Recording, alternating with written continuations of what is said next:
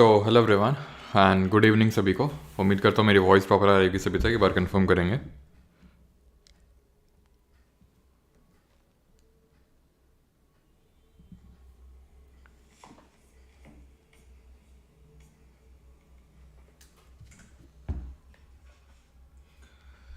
So hello everyone. हाँ जी, तो आज हम लोग का रहने वाला lecture number 3, learn achieve and believe. ठीक है, नहीं ऐसा होना चाहिए ना, लर्न बिलीव एंड अचीव। उल्टा हो गया नहीं, learn believe and then achieve. ठीक है, अचीव होने के बाद तो बिलीव हो ही जाता है, वो तो है ही नहीं। अचीव करने के बाद थोड़ी कुछ बचता थोड़ी ना है। चलो, तो वॉइस ओके है तो स्टार्ट करें अपनी ये आरआरबी एनटीपीसी जीके पीवाई की सीरीज 2.0 का third lecture.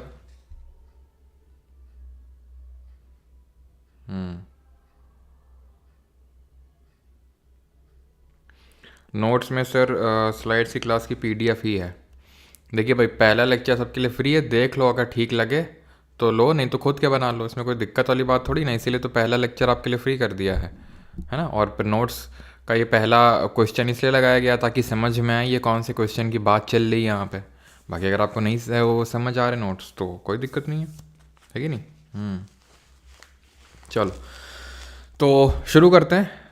It is the revision time. तो सबसे पहले, जैसे कि आप में से कल किसी ने बोला था कि इसे रिवीजन कर लेंगे तो ज़्यादा सही रहेगा, तो रिवीजन कर लेते हैं। ठीक है,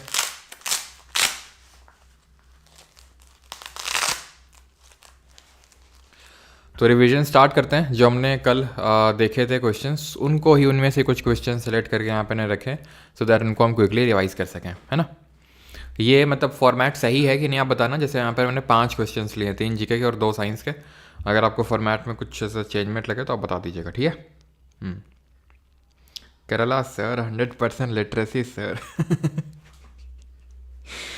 चलो भाई, तो शुरू करते हैं। मधुबनी पेंटिंग स्टाइल ये कहाँ की थी, कहाँ का पढ़ा था हम लोगों ने, और बाकी पेंटिंग्स रिकॉल करिए। Indian parliament has power to increase, ये तो हम लोगों ने नहीं पढ़ा था शायद, है ना, पहले नहीं देखा था। वो जो तो फॉलोइंग रिवर फॉर्म्स, ये धुआंधार फॉल्स, कौन सी नदी है जो धुआंधार फॉल्स बनाती है आपकी। तो मधुबनी स्टाइल ऑफ पेंटिंग कहाँ से ओरिजिनेट करी, तो इट ओरिजिनेटेड फ्रॉम बिहार, है ना। फाड़ पेंटिंग राजस्थान, काली घाट आपकी waste Bengal, and पट्टचित्रा Orissa, Worli Maharashtra.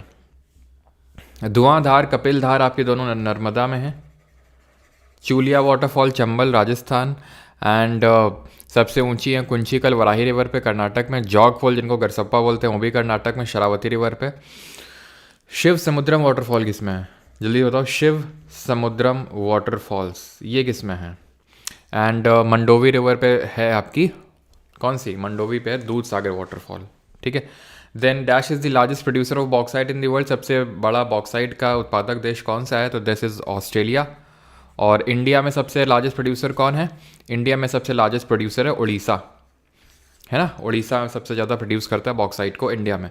Which of the following is not a technique और step to convert normal water to portable water, हमने पढ़ा था। ब्रोमिनेशन नहीं था, क्लोरिनेशन था, बॉइलिंग भी था, बट ब्रोमिनेशन नहीं था, ठीक है। देन अगर बात करेंगे शिव समुद्रम, ये कर्नाटक में है और ये कावेरी रिवर पे पड़ता है ये, ठीक है, शिव समुद्रम वाटरफॉल। ऑलराइट, चलिए भाई, तो सर उड़ीसा उड़ीसा उड़ीसा सबका सही है सर। आरपीएफ कांस्टेबल के लिए कुछ करो, क्या करें भाई, हो तो रहा है सब, जितने भी रेलवे एग्ज़ाम के लिए सबके लिए सफिशेंट है ये। भले एनटीपीसी लिखा हो लेकिन आपके आरपीएफ एग्ज़ाम के लिए भी सफिशेंट है ये, है ना। चलिए, तो आज शुरू करते हैं आज का लेक्चर नंबर 3, और आपका पहला क्वेश्चन ये रहा आपकी स्क्रीन पे, and that is fundamental duties have been added in the constitution by 42nd amendment act of 1976 in accordance with the recommendations of. तो किस कमेटी के रिकमेंडेशन से जोड़ा गया है हमारे कॉन्स्टिट्यूशन में मौलिक कर्तव्यों को। तो ये चीज़ तो क्लियर है कि फंडामेंटल ड्यूटीज़, ठीक है। और थोड़ा सा गहरी गहरी सांसें मुझे बीच लेनी पड़ेंगे, बिकॉज एक्चुअल में है क्या ना कि मेरी जो बैक है वो काफ़ी दर्द कर रही है, तो उसके लिए मैंने एक बेल्ट लगा रखा है, ठीक है। तो उससे सांस लेने में प्रॉब्लम होती है, मतलब हो रही है, क्योंकि वो चेस्ट एरिया में लगा हुआ है। तो इस वजह से ये मत बोलना, क्योंकि एक बार भाई साहब, पता नहीं, मैंने कमेंट देखा था, इधर सांस थोड़ा आराम से लिया करिए। तो सांस से भी दिक्कत हो लेने से, है ना, सांसें चलनी चाहिए भाई, है ना, नहीं तो फिर पीवाई की सीरीज़ कैसे चलेगी।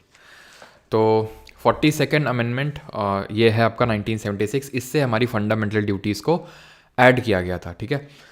यानी ओरिजिनली ये हमारे कॉन्स्टिट्यूशन का पार्ट नहीं थी फंडामेंटल ड्यूटीज़, इनको 42nd अमेंडमेंट से सरदार स्वरण सिंह कमेटी के रिकमेंडेशन से ऐड किया गया। ये कमेटी बनी थी कांग्रेस के टाइम पे। उस समय हमारे देश की जो प्राइम मिनिस्टर थी वो इंदिरा गांधी जी थी, ठीक है, इंदिरा गांधी जी थी। और आप मतलब यकीन नहीं करोगे, ठीक है, एक तो बैक के लिए भी बेल्ट है और एक नेक के लिए भी। नेक भी बहुत ज़्यादा पेन कर रही है, तो समझ रहे हो इतने सारे बेल्ट लगा के बैठे हुए हैं, सफोकेशन हो रही है, बट फिर भी ठीक है। कांग्रेस के टाइम पे बनी थी ये, और इसने रिकमेंड करी थी जो 8 ड्यूटीज़ उनको जोड़ा गया था। ध्यान रखिएगा, ये भी क्वेश्चन पूछा गया कि कितनी ड्यूटीज़ इसने जो रिकमेंड करी थी जोड़ी गई थी, 8, ठीक है। लेकिन 42nd अमेंडमेंट से आर्टिकल पार्ट नंबर 4A को ऐड किया गया था कॉन्स्टिट्यूशन में, भाग नंबर 4 का, और इसमें आर्टिकल नंबर 51A को जोड़ा गया था। और टोटल इसमें ड्यूटीज़ ऐड करी गई थी थ्रू 42nd अमेंडमेंट। 10 ड्यूटीज़ वर एडेड, 10 ड्यूटीज़ को जोड़ा गया था।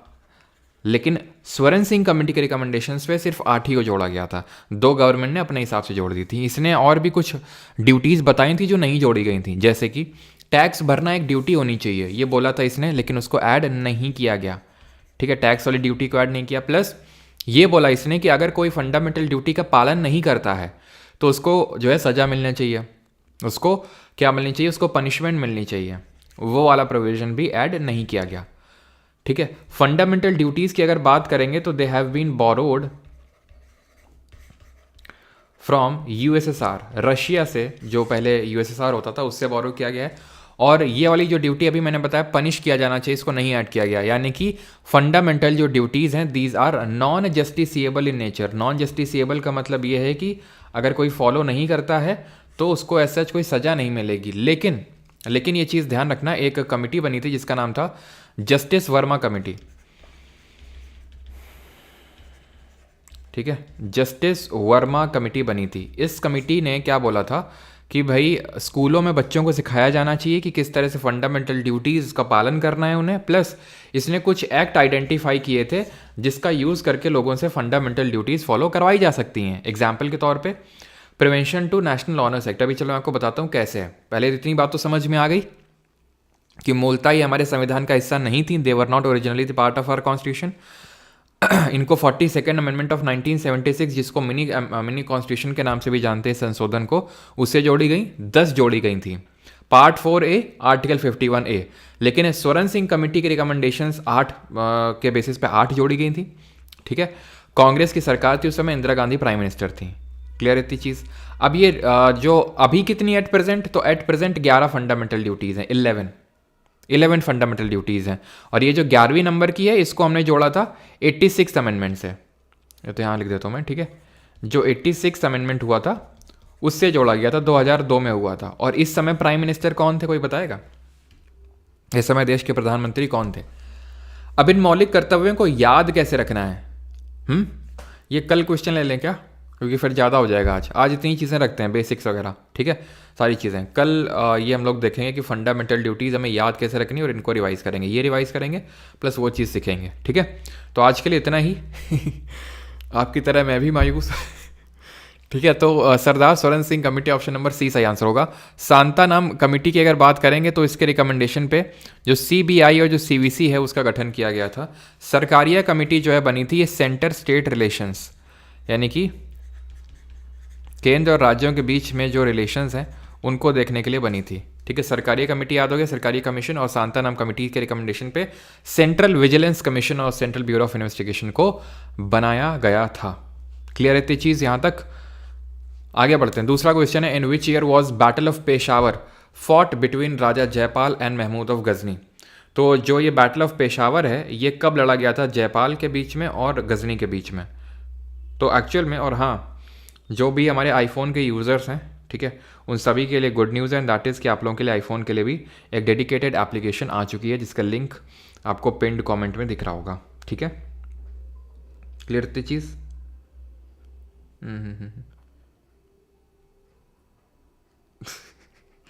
हाँ चलो भाई, तो यहाँ पे अगर बात करेंगे तो पेशावर है ना, बैटल ऑफ पेशावर ये लड़ा गया था 1001 AD में।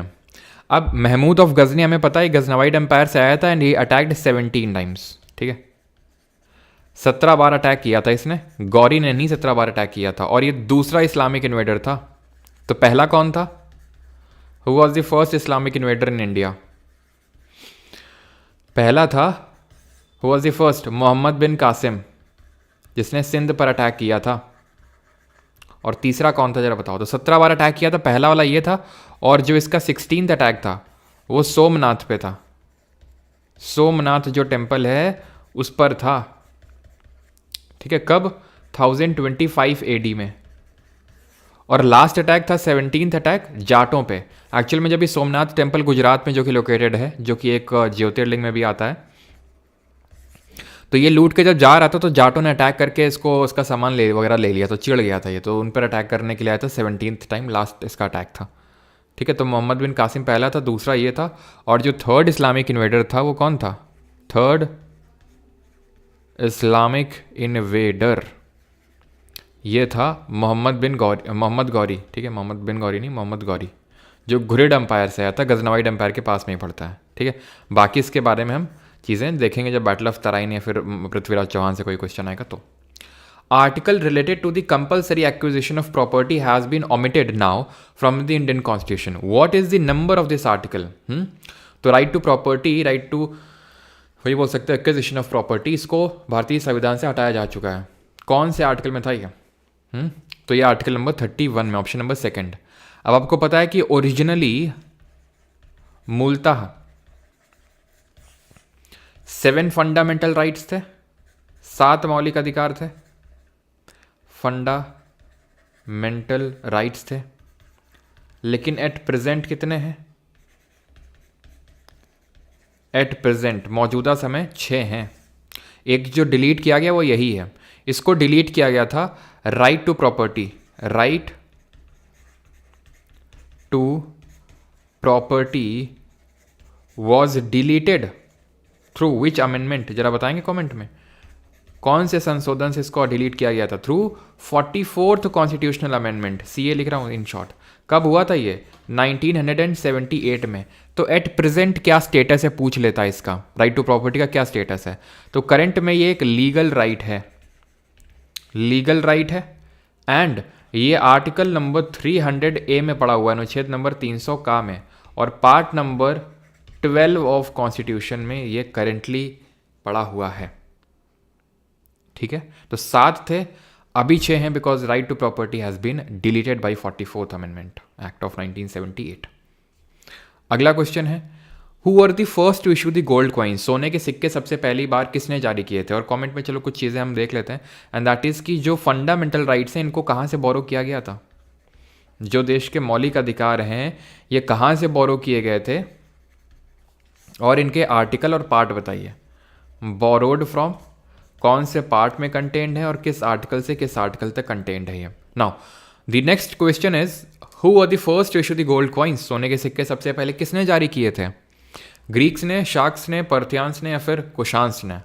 तो ये सब कौन हैं? ये सब हैं जो कि सेंट्रल एशिया से आए थे, और यहाँ पर एक तरह से इन्होंने इन्वेजन किया था, एक तरह से हम बोल सकते हैं। लेकिन इनका इन्वेजन इस्लामिक इन्वेजन से इस सेंस में अलग है कि ये लोग एसिमुलेट हो गए, घुल मिल गए इंडियन सोसाइटी में, ठीक है। सबसे पहले जो आए थे, फर्स्ट यही थे जो आए थे, इंडो ग्रीक्स ही, ठीक है, और यही थे जिन्होंने सबसे पहले गोल्ड कॉइन्स को इशू किया था, and they were also the first to issue coins attributed to kings, यानी कि उसमें राजा की फोटो छपी हुई होती थी उसमें सिक्कों में, attributed to kings. Is that clear? Shaka की अगर बात करेंगे तो इनको स्काइथियंस के नाम से भी जानते हैं।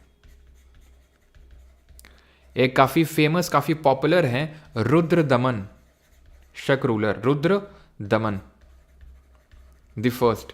ये फेमस इसलिए हैं बिकॉज जूनागढ़ जो इंस्क्रिप्शन है, जो कि गिरनार गुजरात में पड़ता है। जूनागढ़ इंस्क्रिप्शन कहाँ है? गिरनार गुजरात में है ये, ठीक है, गिरनार हिल्स गुजरात में है। इसमें इन्होंने लिखवाया है कि he repaired the Sudarshan lake, Sudarshan lake को इन्होंने रिपेयर करवाया था। सुदर्शन लेक को। और सुदर्शन लेक को बनवाया किसने था? तो बनवाया था मौर्य, चंद्रगुप्त मौर्य के टाइम पे पुष्यगुप्त वैश्य ने। ठीक है, पुष्यगुप्त वैश्य ने। और बाद में इसको मतलब स्कंदगुप्त ने भी रिपेयर करवाया था इसको। ठीक है, तो ध्यान रखेंगे बनवाया किसने था, रिपेयर किसने करवाई थी। रुद्रदमन फर्स्ट ने भी करवाई थी और स्कंदगुप्त ने भी करवाई थी। देन पार्थियंस आए थे जिनके बारे में ऐसा ज़्यादा पढ़ना है नहीं। एंड कुशांस, कुशांस ने जो है सबसे pure form of gold coins को इंट्रोड्यूस किया था। Purest form of gold coins. और अगर कभी पूछ ले largest hoard of gold coins, क्या पूछ ले? Largest hoard of gold coins, तो वो भी कुशांस ने इंट्रोड्यूस किया था। कुशांस को ये भी सब सेंट्रल एशिया से आया था। एक्चुअल में हुआ क्या था ना, यहाँ पे सेंट्रल एशिया में ये एक ग्रेट वॉल ऑफ चाइना बन गई थी, सब यहीं पे पड़े हुए थे। तो कुशांस ने पुश किया इनको, पार्थियंस को। ठीक है, पार्थियंस ने पुश किया शाकास को, शाकास ने पुश किया ग्रीक्स को। तो ग्रीक सबसे पहले, then Parthians, then Shakas, then last में है कुशांस। कुशान एक्चुअल में ये चाइनीज ट्राइब है, चाइनीज येउची। ठीक है, ये येउची ट्राइब है, इनका नाम ओरिजिनली है, ओरिजिनली येउची ट्राइब से बिलोंग करते हैं। इन्होंने टाइटल लिए थे सन्स ऑफ गॉड के। ठीक है, ये पुत्र हैं भगवान के। ठीक है, ये वाले टाइटल लिए थे जो कि चाइनीज फिलॉसफी से इंस्पायर्ड थे। कुशांस की बात करेंगे तो कुशांस की जो कैपिटल थी वो थी पहले पुरुषपुरा, जो अभी करंट में पेशावर है, पुरुषपुरा। देन लेटर मथुरा हो गई थी ये। और ये सवाल पूछा था अभी सीजीएल के मेंस में कि मथुरा किसकी सेकंड कैपिटल है, तो कुशांस की। तो कितनी चीज़ याद करनी है हमने कुशांस में? Purest form of gold coins, largest hoard of gold coins, Yuezhi tribe, sons of god, Purushapura से मथुरा कैपिटल, मतलब पुरुषपुरा पहली थी, देन मथुरा थी। और कुशान के सबसे जो पावरफुल रूलर थे क्या, और सीजीएल मेंस में जो 18 को वो क्या कुछ नहीं पता नहीं, 18 को, हाँ 18 को पूछा गया था शायद, पता नहीं 18 को 20 को। ठीक है, आई थिंक 18 को ये था, 20 को ये था कि कुशान जो थे कनिष्क कौन से नंबर के रूलर थे। तो भाई ध्यान रखना, कुजुल कडफीसेस पहले नंबर के थे, कुजुल कडफीसेस, देन विमा कडफीसेस, ऐसे याद कर लो। काजौल, काजौल का हस्बैंड कौन? विमल वाला अपना अजय देवगन। ठीक है, तो विमा कडफीसेस। ठीक है, और विमा दूसरे नंबर का है, नहीं वो अपना अजय देवगन ऐसे आंख में ऐसे 2 उंगलियां करता है ना, 2 उंगलियां, बोलो जुबां केसरी, तो 2 से ऐसे याद कर लो, कडफीसेस। और तीसरे नंबर का कनिष्क। कनिष्क जो था वो सबसे पावरफुल रूलर था, कनिष्क। और कनिष्क की अगर बात करेंगे तो ये जब थ्रोन पे बैठे 78 एडी में, तो यहीं से शक संवत की शुरुआत होती, शक एरा की शुरुआत होती यहीं से। और ये ध्यान रखना है कि कनिष्क से ही या फिर कुशान से ही एसोसिएटेड है राबाटक इंस्क्रिप्शन या फिर रबाटक इंस्क्रिप्शन। रबाटक इंस्क्रिप्शन कहाँ देखने को मिला? अफगानिस्तान में। शायद ये इसके अलावा कुशान से कोई क्वेश्चन आपका बने। ठीक है, फंडामेंटल राइट्स की अगर बात करें तो बोरो किया इनको यूएसए के जो बिल ऑफ राइट्स हैं वहाँ से, यूएसए के जो बिल ऑफ राइट्स हैं वहाँ से बोरो किया गया। पार्ट की बात करेंगे तो part number 3 of the constitution, और आर्टिकल की बात करेंगे तो आर्टिकल नंबर, अनुच्छेद नंबर 12 से 35 के बीच में है। Which of these books is written by Ruskin Bond? इनमें से कौन सी किताब, बॉन्ड नाम तो सुना ही होगा, रस्किन बॉन्ड ने लिखी है। Home in the world, the great big land, in an ideal world, it's a wonderful life. कौन सी किताब लिखी है रस्किन बॉन्ड ने? सो रस्किन बॉन्ड की अगर बात करें तो इनकी किताबों के नाम जान लेते हैं। इनकी किताबों के क्या क्या नाम हैं? तो इनको किताबें हैं जैसे कि एंग्री रिवर। ठीक है, एंग्री रिवर इनकी किताब का नाम है। Room on the roof, room on the roof, छत का कमरा। ठीक है, room on the roof. And the blue umbrella. तुम लोग को पता है मेरा भी जो कमरा है जहाँ पे मैं वीडियो तुम लोग को ये क्लास वगैरह ले रहा हूँ, छत पे ही बना हुआ है ये। ठीक है, रूम ऑन द रूफ है मेरा भी। A flight of pigeons. ठीक है, a handful of nuts, a handful of nuts, and it's a wonderful life, is it?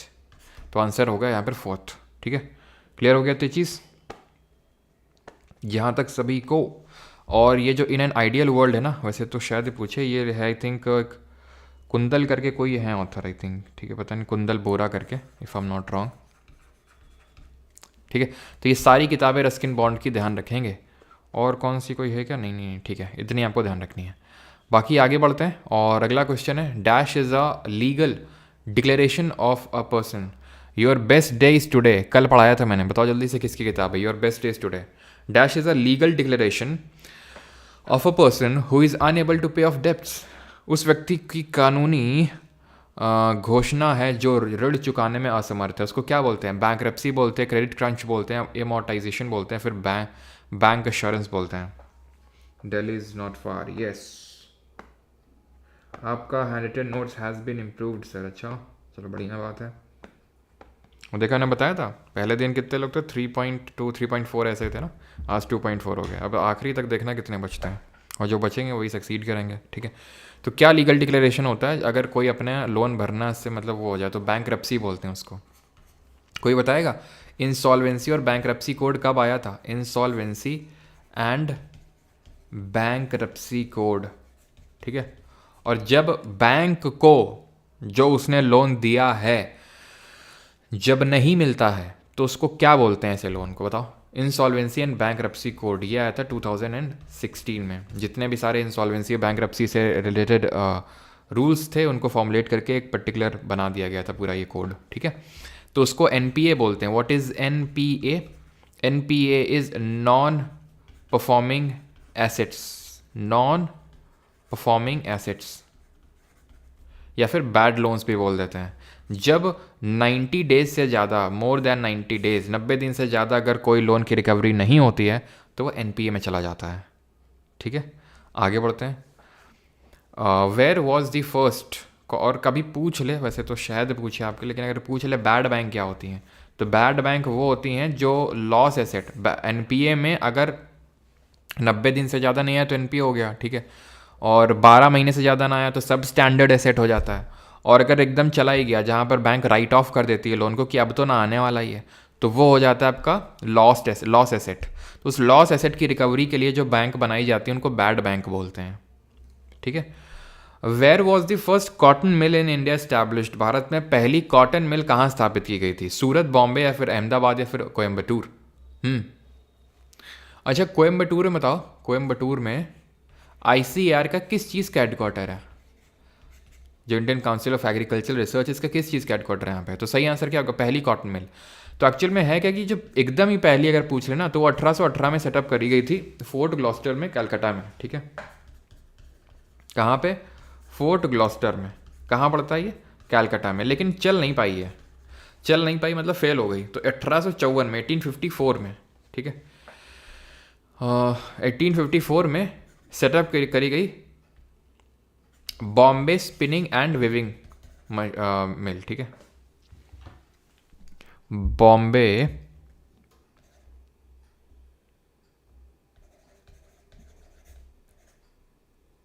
Spinning and weaving company, ठीक है।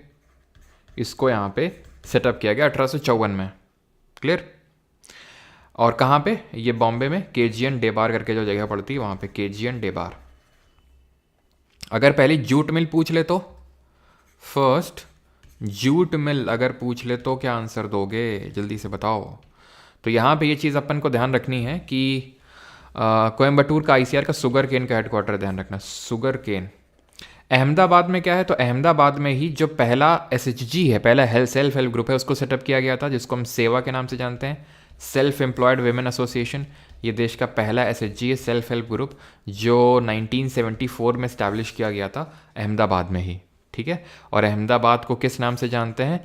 मैनचेस्टर ऑफ इंडिया के नाम से जानते हैं, मैनचेस्टर ऑफ इंडिया। पहले कानपुर होता था लेकिन अब अहमदाबाद हो चुका है, ठीक है। कॉटन की अगर बात करें तो इसके लिए कौन सी सॉयल देखते ही कॉटन को मज़े आ जाते हैं? और कॉटन को कितने फ्रॉस्ट फ्री डेज़ की रिक्वायरमेंट होती है? कितने फ्रॉस्ट फ्री डेज़ की? कॉटन से ही एसोसिएटेड है हमारा सिल्वर रेवोल्यूशन। तो सॉयल चाहिए होती है इसको काली वाली। फ्रॉस्ट फ्री डेज रिक्वायर्ड होते हैं इसको 210। ध्यान रखना है, नंबर डायरेक्ट पूछता है, ठीक है। फर्स्ट जूट मिल की बात करेंगे तो ये 1855 में, 1855 में। कहाँ पे? रिसरा में। रिसरा वेस्ट बंगाल में जो आपकी एकलैंड मिल पड़ती है, एकलैंड मिल नाम से इसको खोला गया था, रिसरा वेस्ट बंगाल में, पहली jute mill. Jute is associated with golden revolution. Jute जरा बताओ, जूट की जो खेती होगी ये क्या होगी? सबसिस्टेंस में आएगी, प्रिमिटिव सबसिस्टेंस, या फिर क्या होगा ये? मतलब बताओ जल्दी से, प्लांटेशन, कॉमर्शियल, क्या होगा ये? जूट की अगर बात करेंगे तो सबसे बड़ा प्रोड्यूसर कौन है कंट्री? सबसे बड़ा प्रोड्यूसर है इंडिया। और सबसे लार्जेस्ट एक्सपोर्टर कौन है country? This is your Bangladesh. ठीक है, बांग्लादेश इसका सबसे बड़ा एक्सपोर्टर है। जूट की जब हम बात करते हैं ना तो ज़्यादा बातचीत नहीं करते हैं। जूट मैंने क्या पूछा था, ओके। और जूट ये ध्यान रखना आपका कॉटन, जूट एंड हेम्प, ये तीनों किस तरह की क्रॉप होती हैं जरा बताओ। तो इसके को बोलते हैं प्लांटेशन। कॉमर्शियल तो होता ही है लेकिन प्लांटेशन ध्यान रखना है। प्लांटेशन क्या होता है?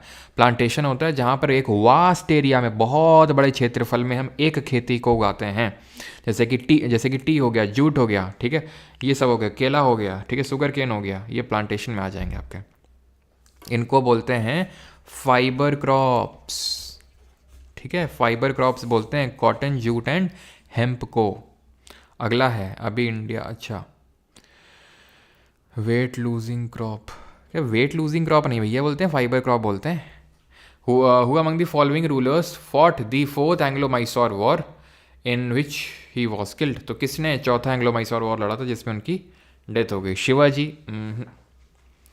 शिवाजी और औरंगजेब जी का 36 का आंकड़ा चलता था ना। अभी आज ही मूवी रिलीज़ हुई है ना, आपको पता होगा, छावा, जिसके प्रमोशन के लिए विकी कौशल कुंभ नहाने गए।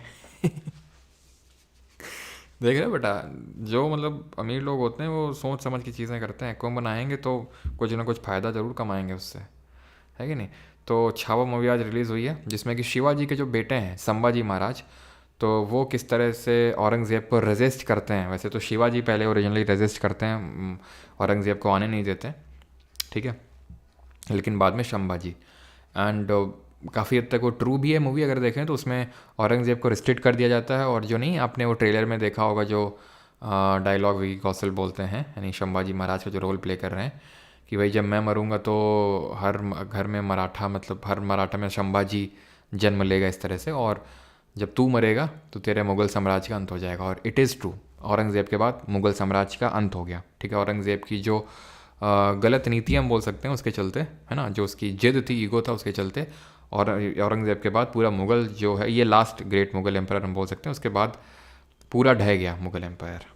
ठीक है, तो बात ट्रू है। तो खैर यहाँ पे जो सही आंसर होगा वो टीपू सुल्तान होगा। अच्छा, औरंगज़ेब और शिवाजी महाराज जी के बीच में कौन सी ट्रीटी साइन हुई थी बताइए जल्दी से। तो टीपू सुल्तान के, या फिर हम चलो पूरे ही एंग्लो मैसूर वॉर को थोड़े उसके बारे में देख लेते हैं। तो 4 एंग्लो मैसूर वॉर्स हुए थे, ठीक है, 4। कौन कौन से? तो पहला वाला हुआ था 1767, 1767 से लेकर 69 के बीच में, 69। दूसरा वाला हुआ 1780, 1780 से लेकर 84 के बीच में। तीसरा हुआ आपका 1790 यानी 1790 से लेकर 92 के बीच में। और चौथा वाला एक्चुअल में 1799 हुआ जिसमें कि टीपू सुल्तान की डेथ हो गई। ठीक है, तो ये ख़त्म हुआ था आपका ट्रीटी ऑफ मद्रास से, ठीक है, ये ट्रीटी ऑफ मैंगलोर से, ये ट्रीटी ऑफ सेरिंगपट्टम से जो राजधानी थी मैसूर किंगडम की, और इसमें टीपू डाइड। टीपू डाइड, टिपुट नहीं होगा, टीपू, ठीक है, टीपू डाइड। एक्चुअल में टीपू सुल्तान के जो फादर थे हैदर अली, हैदर अली पहले वाले मैसूर वॉर में लड़े और दूसरे वाले में हैदर अली की डेथ हो जाती है, वॉर के चलते नहीं, मतलब नेचुरल कॉजेज़ की वजह से। देन सेकंड से ही 1782 में, कब, 1782 में टीपू थ्रोन पे बैठते हैं। टीपू 1782 में आ जाते हैं थ्रोन पे, और वो फिर इसको कैरी ऑन करते हैं। ऑलराइट, तो आंसर हो जाएगा टीपू सुल्तान। इन दोनों लोग के बीच में ट्रीटी साइन हुई थी, ट्रीटी ऑफ पुरंदर। ठीक है,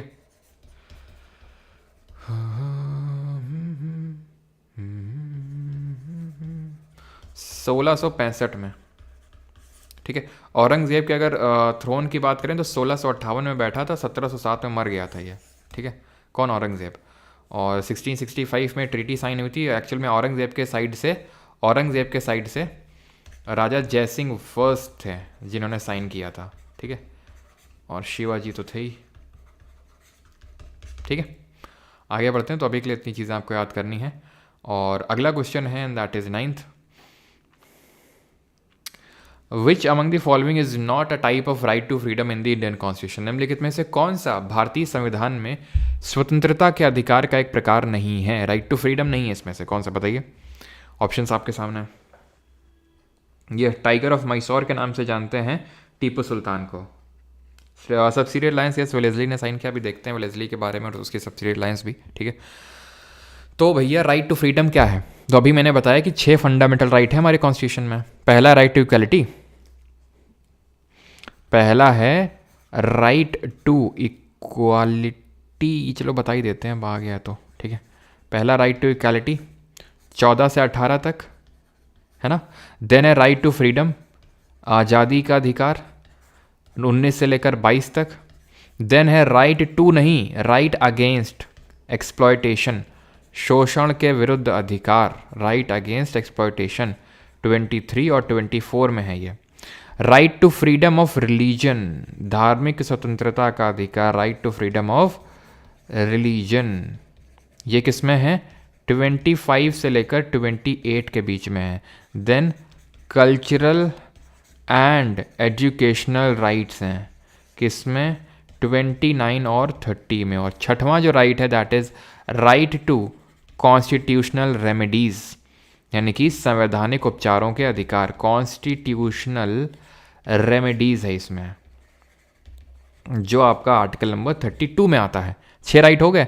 तो एक्चुअल में यही पूछ रहा है कि राइट टू फ्रीडम में कौन कौन से। तो राइट टू फ्रीडम में 19 होगा, है ना, 20 होगा, 21 होगा और 22 होगा, है ना।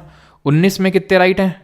19 में भी 6 राइट हैं, जिसको हम कैसे याद करते हैं? सामरो से, है ना, ऐसे ही तो याद करते हैं।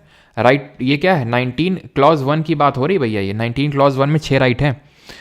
Right to freedom of speech and expression, है ना, कुछ भी बोलने की आज़ादी नहीं है, आपको पता है ना। कुछ भी बोल दोगे तो फिर FIR भी हो सकती है शो भी बंद हो सकता है, ठीक है। Assemble peacefully without arms, right to form associations,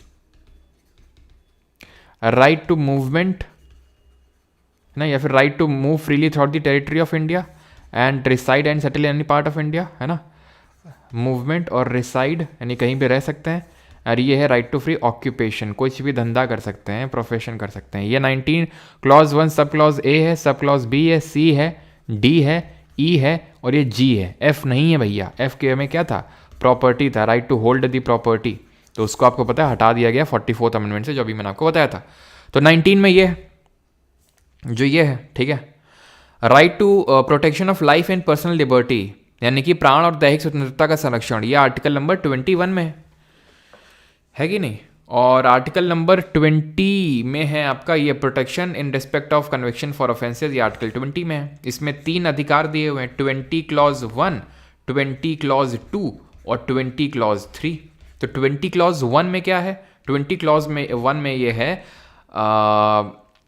क्या है भैया? ये है आपका no ex post facto law, ठीक है। No ex post facto law, यानी कि जिस समय आपने क्राइम किया है, जब आपने क्राइम किया तो उस समय उस क्राइम के लिए जो सज़ा थी वही आपको मिलेगी, उससे ना ज़्यादा ना कम। यह है नो डबल जियोपार्डी, यानी कि आपको एक क्राइम के लिए 2 बार सज़ा नहीं मिलेगी। और तीसरा वाला है नो सेल्फ इंक्रिमिनेशन, यानी कि आपको आपके खिलाफ गवाह नहीं बनाया जा सकता है। ये 20 वाले बोलते हैं, इस तरह का कोई नहीं है, ठीक है। तो 19 देखा, 20 देखा, 21 देखा और इसमें 21A भी है बीच में छुपा हुआ है, जिसको 86th अमेंडमेंट से जोड़ा गया था। राइट टू प्राइमरी एजुकेशन है, बेसिक शिक्षा का अधिकार है, जो 6 से 14 साल तक के बच्चे होते हैं उनके लिए। और 22 में तो आप जानते ही हैं, नहीं जानते तो हम आगे जान लेंगे जब इस पर क्वेश्चन आएगा, जो है protection against arrest and detention. क्या है? 22 में है protection against arrest and detention है इसमें। बाकी तो किस तरह के डिटेंशन होते हैं वो हम डिटेल में जब कोई और क्वेश्चन आएगा तो देखेंगे, ठीक है। Protection against arrest and detention comment में आपको बताना है, जो अभी मैंने रील भी डाली थी, है ना, 2 दिन पहले, एंड दैट इज कि कौन सा आर्टिकल है जो इस आर्टिकल नंबर 19 क्लॉज 1 के तहत 6 राइट्स मिले हुए हैं, जो सामरो करके हमने देखे, तो उसमें रीजनेबल रिस्ट्रिक्शंस लगाता है, वो उचित प्रतिबंध लगाता है। कौन सा आर्टिकल है वो? जो ये बताता है कि fundamental rights are not absolute but are qualified in nature, यानी कि वो एब्सोल्यूट नहीं है, ऐसा नहीं कि उनमें कोई लिमिट नहीं है। And also you should know that fundamental rights are not permanent in nature and they are not sacrosanct. वो सैक्रोसैंक्ट नहीं है, मतलब ये है कि उनमें अमेंडमेंट हो सकते हैं, उनको रिपील भी किया जा सकता है, ठीक है, क्लियर है। तो आगे बढ़ते हैं। On which of the following 2 dates does the equinox fall. ये सेम रिपीटेड क्वेश्चन है कल वाला, कोई नया नहीं है ये, ठीक है, नया नहीं है। PY के सीरीज 5 SSC कब आएगा? जब ये कोर्स कंप्लीट हो जाएगा उसके बाद, है ना, जो अभी चल रहा है 3.0। 19 क्लॉज 2 सबका सही है। तो 19 क्लॉज 2 क्या बोलता है? ये रीजनेबल रिस्ट्रिक्शंस लगाता है, उचित प्रतिबंध, कि भाई आप कुछ भी बोल सकते हो बट किसी को डिफेम नहीं कर सकते हो, पब्लिक ऑर्डर मोरालिटी नहीं खराब कर सकते हो, कहीं भी इकट्ठा हो सकते हो लेकिन पब्लिक ऑर्डर को खराब नहीं कर सकते हो। जैसे कि फिट ट्यूबर है ना, गौरव तनेजा जेल चले गए थे एक बार क्योंकि इन्होंने एक मीटअप किया था मेट्रो के पास में, तो उसकी वजह से मेट्रो में भीड़ हो गई तो लोगों को दिक्कत हो गई तो इनको जेल में तुरंत हो गया है ना। तो रीजनेबल रिस्ट्रिक्शंस लगाता है। राइट टू फॉर्म एसोसिएशंस, है ना, कोई भी संगठन बना सकते हैं, ये नहीं आतंक लश्कर तैयबा बना डाला। राइट टू मूवमेंट है तो कहीं भी जा सकते हैं, लेकिन ऐसा नहीं कि पता चला नहीं हमें तो POK में जाना है, POK में जाना है, मार खाओगे फिर, ठीक है। On which of the following 2 dates does the equinox fall. तो इक्विनॉक्स क्या होता है? विषुव। विषुव क्या होता है? जहां पर entire earth experiences equal days and night, equal days and night, पूरा अर्थ एक्सपीरियंस करता है। सॉलिस्टिस क्या होता है? सॉलिस्टिस होता है जिसको अयनांत बोलते हैं। समर वाला कब होता है जरा बताइए, और विंटर वाला कब होता है? ये सब कल देख चुके हैं। तो इक्विनॉक्स होता है 21 मार्च को और 23 सितंबर को, इसको बोलते हैं स्प्रिंग या फिर वर्नल इक्विनॉक्स, और इसको बोलते हैं ऑटमनल इक्विनॉक्स, ठीक। समर सॉलिस्टिस होता है, समर सॉलिस्टिस होता है 21 जून को, जहां पर नदर्न हेमिस्फीयर में, उत्तरी गोलार्ध में सबसे बड़ा दिन होता है, लॉन्गेस्ट डे। और विंटर सॉलिस्टिस होता है 22 दिसंबर, जहां पर नदर्न हेमिस्फीयर में यानी उत्तरी गोलार्ध में सबसे छोटा दिन होता है, शॉर्टेस्ट डे होता है, लॉन्गेस्ट नाइट होती है। Do you get that? 11th, who is the highest law officer in India. Bharat में सर्वोच्च विधि अधिकारी कौन होता है? सॉलिसिटर जनरल होता है, चीफ जस्टिस ऑफ इंडिया होता है, वाइस प्रेसिडेंट होता है, या फिर अटॉर्नी जनरल होता है? कौन होता है? तो हाईएस्ट लॉ ऑफिसर तो सॉलिसिटर जनरल तो नहीं होता, ये कौन होता है? अटॉर्नी जनरल होता है। Option number 4। अटॉर्नी जनरल कौन होता है? किस आर्टिकल में है? पहला कौन था? करंट में कौन है? ठीक है, तो आर्टिकल नंबर 76 है। इसमें भी 4 क्लॉजेज हैं, ठीक है, 1, 2, 3 और 4। पहला बात करता है इसके अपॉइंटमेंट की, नियुक्ति की। कौन अपॉइंट करता है? प्रेसिडेंट अपॉइंट करता है। फिर ये क्या बात करता है? ये इसके ड्यूटी के बारे में बताता है कि ये गवर्नमेंट को एडवाइस करता है लीगल मैटर्स में, गवर्नमेंट को एडवाइस करता है लीगल मैटर में, इसीलिए इसको हाईएस्ट लॉ ऑफिसर बोलते हैं। कौन सी गवर्नमेंट को? सेंट्रल गवर्नमेंट को।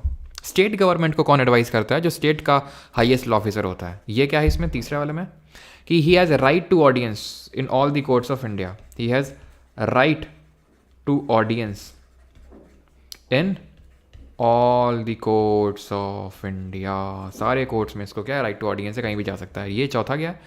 ही serves till the pleasure of president, यानी कि जब तक राष्ट्रपति को प्लेजर देता रहेगा, मज़े देता रहेगा, ठीक है, तब तक ऑफिस में रहेगा। जिस दिन मज़े ख़त्म, निकलो बेटा, ठीक है। Serves till the pleasure of president.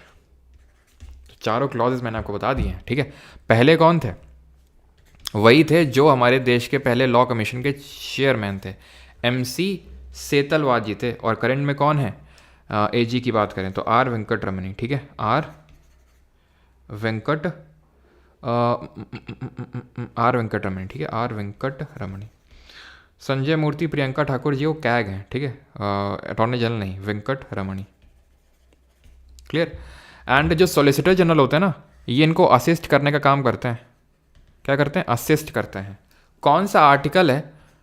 Which article talks about right of ministers, rights of ministers and attorney general ji के राइट्स। एंड क्या अटॉर्नी जनरल जो होता है यूनियन एग्जीक्यूटिव का, केंद्र की कार्यपालिका का सदस्य होता है या नहीं होता है? इज ही अ पार्ट और नॉट? अटॉर्नी जनरल की तरह स्टेट में होता है कौन? 89 ऐड कर दो यार, 165 आ जाएगा। तो आर्टिकल नंबर 165 में कौन है? एडवोकेट जनरल, जो हर स्टेट का होता है अपना अपना, जो हाईएस्ट लॉ ऑफिसर है स्टेट का। सॉलिसिटर जनरल जो होता है ये कॉन्स्टिट्यूशनल बॉडी नहीं है, इसका कोई आर्टिकल नहीं है, ध्यान रखना। ऐसा मत सोचना कि अटॉर्नी जनरल को असिस्ट करता तो ये भी आर्टिकल 76 में मेंशन्ड होगा ना, ये कॉन्स्टिट्यूशनल नहीं है। कल हमने वाइस प्रेसिडेंट ऑफ इंडिया के बारे में पढ़ा था, ये आर्टिकल नंबर 63 से स्टार्ट होता है और कहाँ तक जाता है, 70 तक जाता है, जैसे 71 तक भी आप कर सकते हो। कौन सा आर्टिकल है जो बताता है vice president shall be the ex officio chairperson of Rajya Sabha? तो ये आर्टिकल है आर्टिकल नंबर 88, अनुच्छेद नंबर 88, जो बताता है राइट ऑफ मिनिस्टर और अटॉर्नी जनरल, क्या राइट होते हैं मिनिस्टर के पास। तो जैसे ये हाउस है लोकसभा, ये हाउस है राज्यसभा, ठीक है, ये हाउस है लोकसभा, ये हाउस है राज्यसभा। तो कोई भी मेंबर ऑफ लोकसभा वो राज्यसभा में जा सकता है, वहाँ बोल सकता है, भले वो राज्यसभा का मेंबर नहीं है, सिर्फ लोकसभा का है, लेकिन जाके बोल सकता है। ऐसे राज्यसभा का जा सकता है लोकसभा में और बोल सकता है। लेकिन वोट वो सिर्फ अपने हाउस में ही कर सकता है। जैसे लोकसभा वाला सिर्फ लोकसभा में वोट कर सकता है, राज्यसभा वाला राज्यसभा में कर सकता है। बोल दोनों हाउसेज में सकते हैं, प्रोसीडिंग में हिस्सा दोनों हाउसेज में ले सकते हैं। अटॉर्नी जनरल किस हाउस में वोट कर सकता है, बताओ जल्दी से, कौन से हाउस में वोट करेगा ये? और आर्टिकल नंबर 64 बताता है हमें कि vice president shall be the ex officio chairperson of Rajya Sabha. Attorney general किसी भी हाउस में वोट नहीं कर सकता, because he is not a member of either house of the parliament. किसी भी हाउस का मेंबर नहीं होता है वो। तो दोनों हाउस में जाके प्रोसीडिंग में हिस्सा ले सकता है, बोल सकता है, लेकिन वोट नहीं कर सकता। बस इसका अधिकार यही है कि जाके प्रोसीडिंग में हिस्सा ले सकता है, ठीक है, AG, clear. And he is not a full time counsel of government, he is not a full time counsel of government. Full time counsel नहीं होता, ठीक है। अगला question, what is the height of the Kanchenjunga peak of the Himalayas? Himalaya की कंचनजंगा चोटी की ऊंचाई कितनी है? 8868, 7655, 8598 या फिर 8024? कंचनजंगा जो कि इंडिया की हाईएस्ट पीक है, not the world's highest peak. World की हाईएस्ट पीक कौन सी है? Mount Everest. Second highest peak कौन सी है? K2, जिसको गॉडविन ऑस्टिन के नाम से भी जानते हैं, है ना, जो आपकी काराकोरम रेंज पे स्थित है। देन है हमारी कंचनजंगा, ठीक है, कंचनजंगा। देन है चौथे नंबर पे माउंट लॉत्से जो तिब्बत में है, ठीक है। तो माउंट एवरेस्ट की अगर बात करेंगे तो 8848 मीटर, ठीक है, कहीं पे 8849 भी आपको देखने को मिल सकता है। K2 की बात करेंगे तो K2 की है 8611 मीटर, कंचनजंगा की है 8598 मीटर, ठीक है। और माउंट लॉत्से जो तिब्बत में है इसकी है 8516 मीटर। कभी कभी पूछ लेता है, इसलिए मैंने आपको बताया है, ठीक है, ध्यान रहेगा ये सबकी हाइट है। When did depressed classes get the reserved seats in provincial and central legislative council, but they were to be voted in by general electorate? यानी कि दलित वर्गों को प्रांतीय और केंद्रीय विधान परिषदों में आरक्षित सीटें कब मिली, लेकिन उन्हें आम मतदाताओं द्वारा वोट दिया जाना था? बताओ जल्दी से।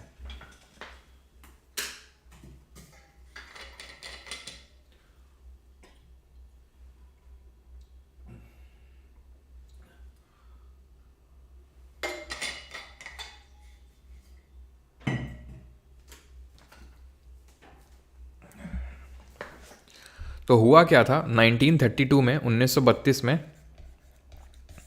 मैकडोनल्ड का बर्गर आया था, ठीक है, मैकडोनल्ड अवार्ड अनाउंस हुआ था। और इस अवार्ड में ये बोला गया था, रैमसे मैकडोनल्ड जो उस समय का प्राइम मिनिस्टर था ब्रिटेन का, तो उसने अनाउंस किया था कि अब से डिप्रेस्ड क्लासेस को भी सेपरेट इलेक्टोरेट मिलेंगे, पृथक निर्वाचन मिलेगा। तो डिप्रेस्ड क्लासेस के लिए सेपरेट इलेक्टोरेट का मतलब क्या है? इसका मतलब है, पृथक निर्वाचन का मतलब होता है कि सिर्फ किसी पर्टिकुलर जगह से, जैसे फॉर एग्जांपल ये कोई एक कॉन्स्टिट्यूएंसी है, तो यहाँ से एक दलित मेंबर ही चुनाव लड़ सकता है और सिर्फ दलित ही वोट कर सकते हैं, उसको बोलते हैं सेपरेट इलेक्टोरेट। और ये सबसे पहले सेपरेट इलेक्टोरेट की जो प्रथा है ये किस एक्ट से आई थी, ये आपको बताना है। तो इससे हुआ ये कि गांधी जी को ये पसंद नहीं आया। एक्चुअल में हुआ ये था कि तीनों राउंड टेबल कॉन्फ्रेंस में, गोलमेज सम्मेलन में अम्बेडकर जी गए थे और उन्होंने अपनी बात ये रखी थी कि भाई डिप्रेस्ड क्लासेस को भी सेपरेट इलेक्टोरेट दिए जाने चाहिए जैसे अदर कम्युनिटीज़ को मिलते हैं। जैसे कि मुस्लिम्स के लिए सबसे पहले सेपरेट इलेक्टोरेट की प्रथा आई थी। किस एक्ट से आई थी? तो इंडियन काउंसिल्स एक्ट ऑफ 1909, 1909 का जो इंडियन काउंसिल्स एक्ट है उससे आई थी। मुस्लिम को सबसे पहले सेपरेट इलेक्टोरेट दिया गया था, पृथक निर्वाचन, ठीक, सेपरेट इलेक्टोरेट दिया गया था। देन 1919 का जो गवर्नमेंट ऑफ इंडिया एक्ट था, जिसको कि मॉन्टेग्यू चिलफोर्ड रिफॉर्म्स के नाम से भी जानते हैं, ठीक है, इसको किस नाम से जानते हैं जरा बताइए। तो इसने जो है इसको एक्सटेंड किया था, सेपरेट इलेक्टोरेट को एक्सटेंड करने का मतलब है मुस्लिम को तो मिल चुका था 1909 में, बाकी एंग्लो इंडियन को, क्रिश्चियन को, इन सबको देने का काम किया था किसने, 1919 के मॉन्टेग्यू चेल्मस्फोर्ड रिफॉर्म्स ने। इसको बोलते हैं मॉर्ले मिंटो रिफॉर्म्स। याद रहेगी ये बात, ठीक। तो हुआ ये कि गांधी जी उस समय जेल में बंद थे, सीडीएम को लेके, सिविल डिसोबीडियंस मूवमेंट को लेके। तो गांधी जी जेल में थे, और किस जेल में थे, वो यरवदा जेल पूना में थे।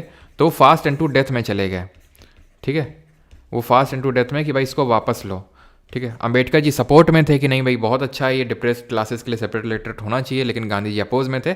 तो Gandhi ji fast and to death में जब चले गए तो अंबेडकर जी को समझाया बहुत लोगों ने कि यार गांधी जी नेशनल लीडर है, इस तरह से अगर उनकी डेथ हो जाएगी, अगर है ना फास्ट ये चलते तो काफ़ी दिक्कत हो जाएगी। तो फिर एक पैक्ट साइन होता है पूना में ही, जिसको बोला गया पूना पैक्ट, ठीक है। ये सितंबर 1932 में साइन हुआ गांधी जी और अंबेडकर जी के बीच में। किसके बीच में, गांधी जी और अंबेडकर जी के बीच में, जहां पे डिसाइड हुआ कि ठीक है इस सेपरेट इलेक्टोरेट को हम गिव अप करेंगे, लेकिन जो सीट्स रिजर्व्ड हैं डिप्रेस्ड क्लासेस के लिए उसको और हम बढ़ा देंगे, उसको एक्सटेंड कर देंगे। तो ये बात पे गांधी जी भी एग्री कर गए थे। क्लियर है, ऑप्शन नंबर 4। अच्छा, गांधी जी ने 1934 में डिप्रेस्ड क्लासेस के लिए एक हरिजन नाम का वीकली चलाया था, और इन्होंने हरिजन सेवक संघ भी बनाया था 1932 में, ठीक है। हरिजन सेवक संघ, एक्चुअल में ये बाद में हरिजन सेवक संघ इसका नाम पड़ा, पहले तो ये एंटी अनटचेबिलिटी लीग था, ये एंटी अनटचेबिलिटी लीग था, ये टचेबिलिटी लीग, ठीक है, ध्यान रहेगा। लेकिन वहीं अगर पूछ ले डिप्रेस्ड क्लासेस एसोसिएशन किसने बनाया था, डिप्रेस्ड क्लासेस एसोसिएशन, या फिर बहिष्कृत हितकरणी सभा, बहिष्कृत हितकरणी सभा, हितकरणी सभा, तो ये किसने बनाई थी, ये दोनों बनाने का काम किया था अंबेडकर जी ने, ठीक है। अंबेडकर जी ने बनाया थी दोनों, ठीक है। इसको बनाया था 1924 में, 1924 में, और इसको कहीं कहीं पे 1927 और कहीं कहीं पे 1930 लिखा रहता है आपका, ठीक है। तो ये दोनों ध्यान रखेंगे कि कंफ्यूज नहीं होना। हरिजन वाला अगर नाम आ जाएगा तो हमेशा गांधी जी साहब को एसोसिएट करना है, ठीक है। Depress class association 1930 Ambedkar ji, और बहिष्कृत हितकरणी सभा 1924 अंबेडकर जी। और 1927 में, ठीक है, महासत्याग्रह चलाया था। अगेन महासत्याग्रह के रिगार्डिंग में कहीं कहीं 1930 दिया रहता है, लेकिन 1927 याद कर लो आप, ठीक है। 1927 महासत्याग्रह, ठीक है, 1927। और अंबेडकर जी ने टेम्पल एंट्री मूवमेंट चलाया था, टेम्पल एंट्री मूवमेंट, ये अंबेडकर जी ने चलाया था 1930 में, ठीक है। अंबेडकर जी ने कहाँ से चलाया था इसको, तो इसको चलाया था कालाराम टेम्पल से, कालाराम टेम्पल, कालाराम जो मंदिर है वहाँ से शुरू किया था इसको। क्लियर रहेगा यहाँ तक ना। Which of the following dance form is related with Assam, निम्नलिखित में से कौन सा नृत्य रूप असम से संबंधित है, बिहू, भांगड़ा, कलबेलिया या फिर कथक। और तुम्हें एक बहुत अच्छा गाना सुनाएंगे, ठीक है, लास्ट में पक्का, बहुत अच्छा मज़ा आ जाएगा तुमको सुन के। अब एकदम से मुझे याद आया क्योंकि एक्चुअली में वो गाना मैंने कल यही वाली क्लास खत्म करने के जस्ट तुरंत बाद सुना था, ठीक है। तो लास्ट में ज़रूर सुनाऊंगा मैं, मज़ा आ जाएगा तुमको, सच बता रहे हैं, एकदम तुम्हारे गुर्दे खुश हो जाएंगे। बिहू की अगर बात करेंगे तो बिहू इसका आंसर होगा, क्यों, क्योंकि बिहू ये समय सेलिब्रेट किया जाता है। बिहू एक डांस भी है, एक फेस्टिवल भी है, ध्यान रखना, ठीक है। और बिहू जो है 3 तरह का होता है, बिहू फेस्टिवल जो होता है वो 3 तरह का होता है। कौन कौन से बताओ जल्दी से, कौन कौन से होते हैं जल्दी से लिखो। भांगड़ा तो पता है पंजाब का, कलबेलिया चलो बाद में कलबेलिया वगैरह देखेंगे, पहले देख लेते हैं कलबेलिया। अच्छा तब तक बताओ कलबेलिया किस स्टेट से है, कथक किस स्टेट से है। तो ये है आपका बोहाग बिहू, माघ बिहू और काटी बिहू, ठीक। तो बोहाग बिहू जो होता है बैसाख के महीने में होता है, यानी कि अप्रैल में, बैसाख में होता है ये, अप्रैल में, ठीक है। माघ बिहू होता है माघ के महीने में, जैसे अभी माघी पूर्णिमा गई है ना, तो जैन में मेनली होता है। काटी बिहू की अगर बात करेंगे तो कार्तिक के महीने में, कार्तिक कब होता है, अक्टूबर में होता है ये, ठीक है। कलबेलिया। और अच्छा एक बताओ, एक और फेस्टिवल होता है जो 3 पार्ट में उसको डिवाइड करते हैं, कोई बता सकता है, हिंट देता हूँ, वो ईस्टर्न इंडिया का है, वो ईस्टर्न इंडिया का फेस्टिवल है, उसको भी 3 पार्ट में क्लासीफाई करके हम पढ़ते हैं, 3 अलग अलग स्टेट में होता है वो। कलबेलिया है राजस्थान का, इसको स्नेक डांस भी बोलते हैं, कलबेलिया को स्नेक डांस, क्योंकि यहाँ की राजस्थान की जो सपेरा ट्राइब है, स्नेक ट्राइब है, वो इसको सेलिब्रेट करती है। इसके एक फेमस एक्सपोनेंट हैं गुलाबो सपेरा, ठीक है। और कथक तो पता है कोई क्लासिकल डांस है, ये सारे आपके फोक डांसेस हैं, लेकिन Kathak is the only in चारों में से जो क्लासिकल डांस है यूपी का। कथक जो है कथा वर्ड से आया, कथा, कथा का मतलब क्या होता है, स्टोरी, है ना। तो 3 ही होते हैं आपके। छऊ जो होता है ना, छऊ जो कहाँ का है, ईस्ट इंडिया का है ना, ईस्टर्न इंडिया का।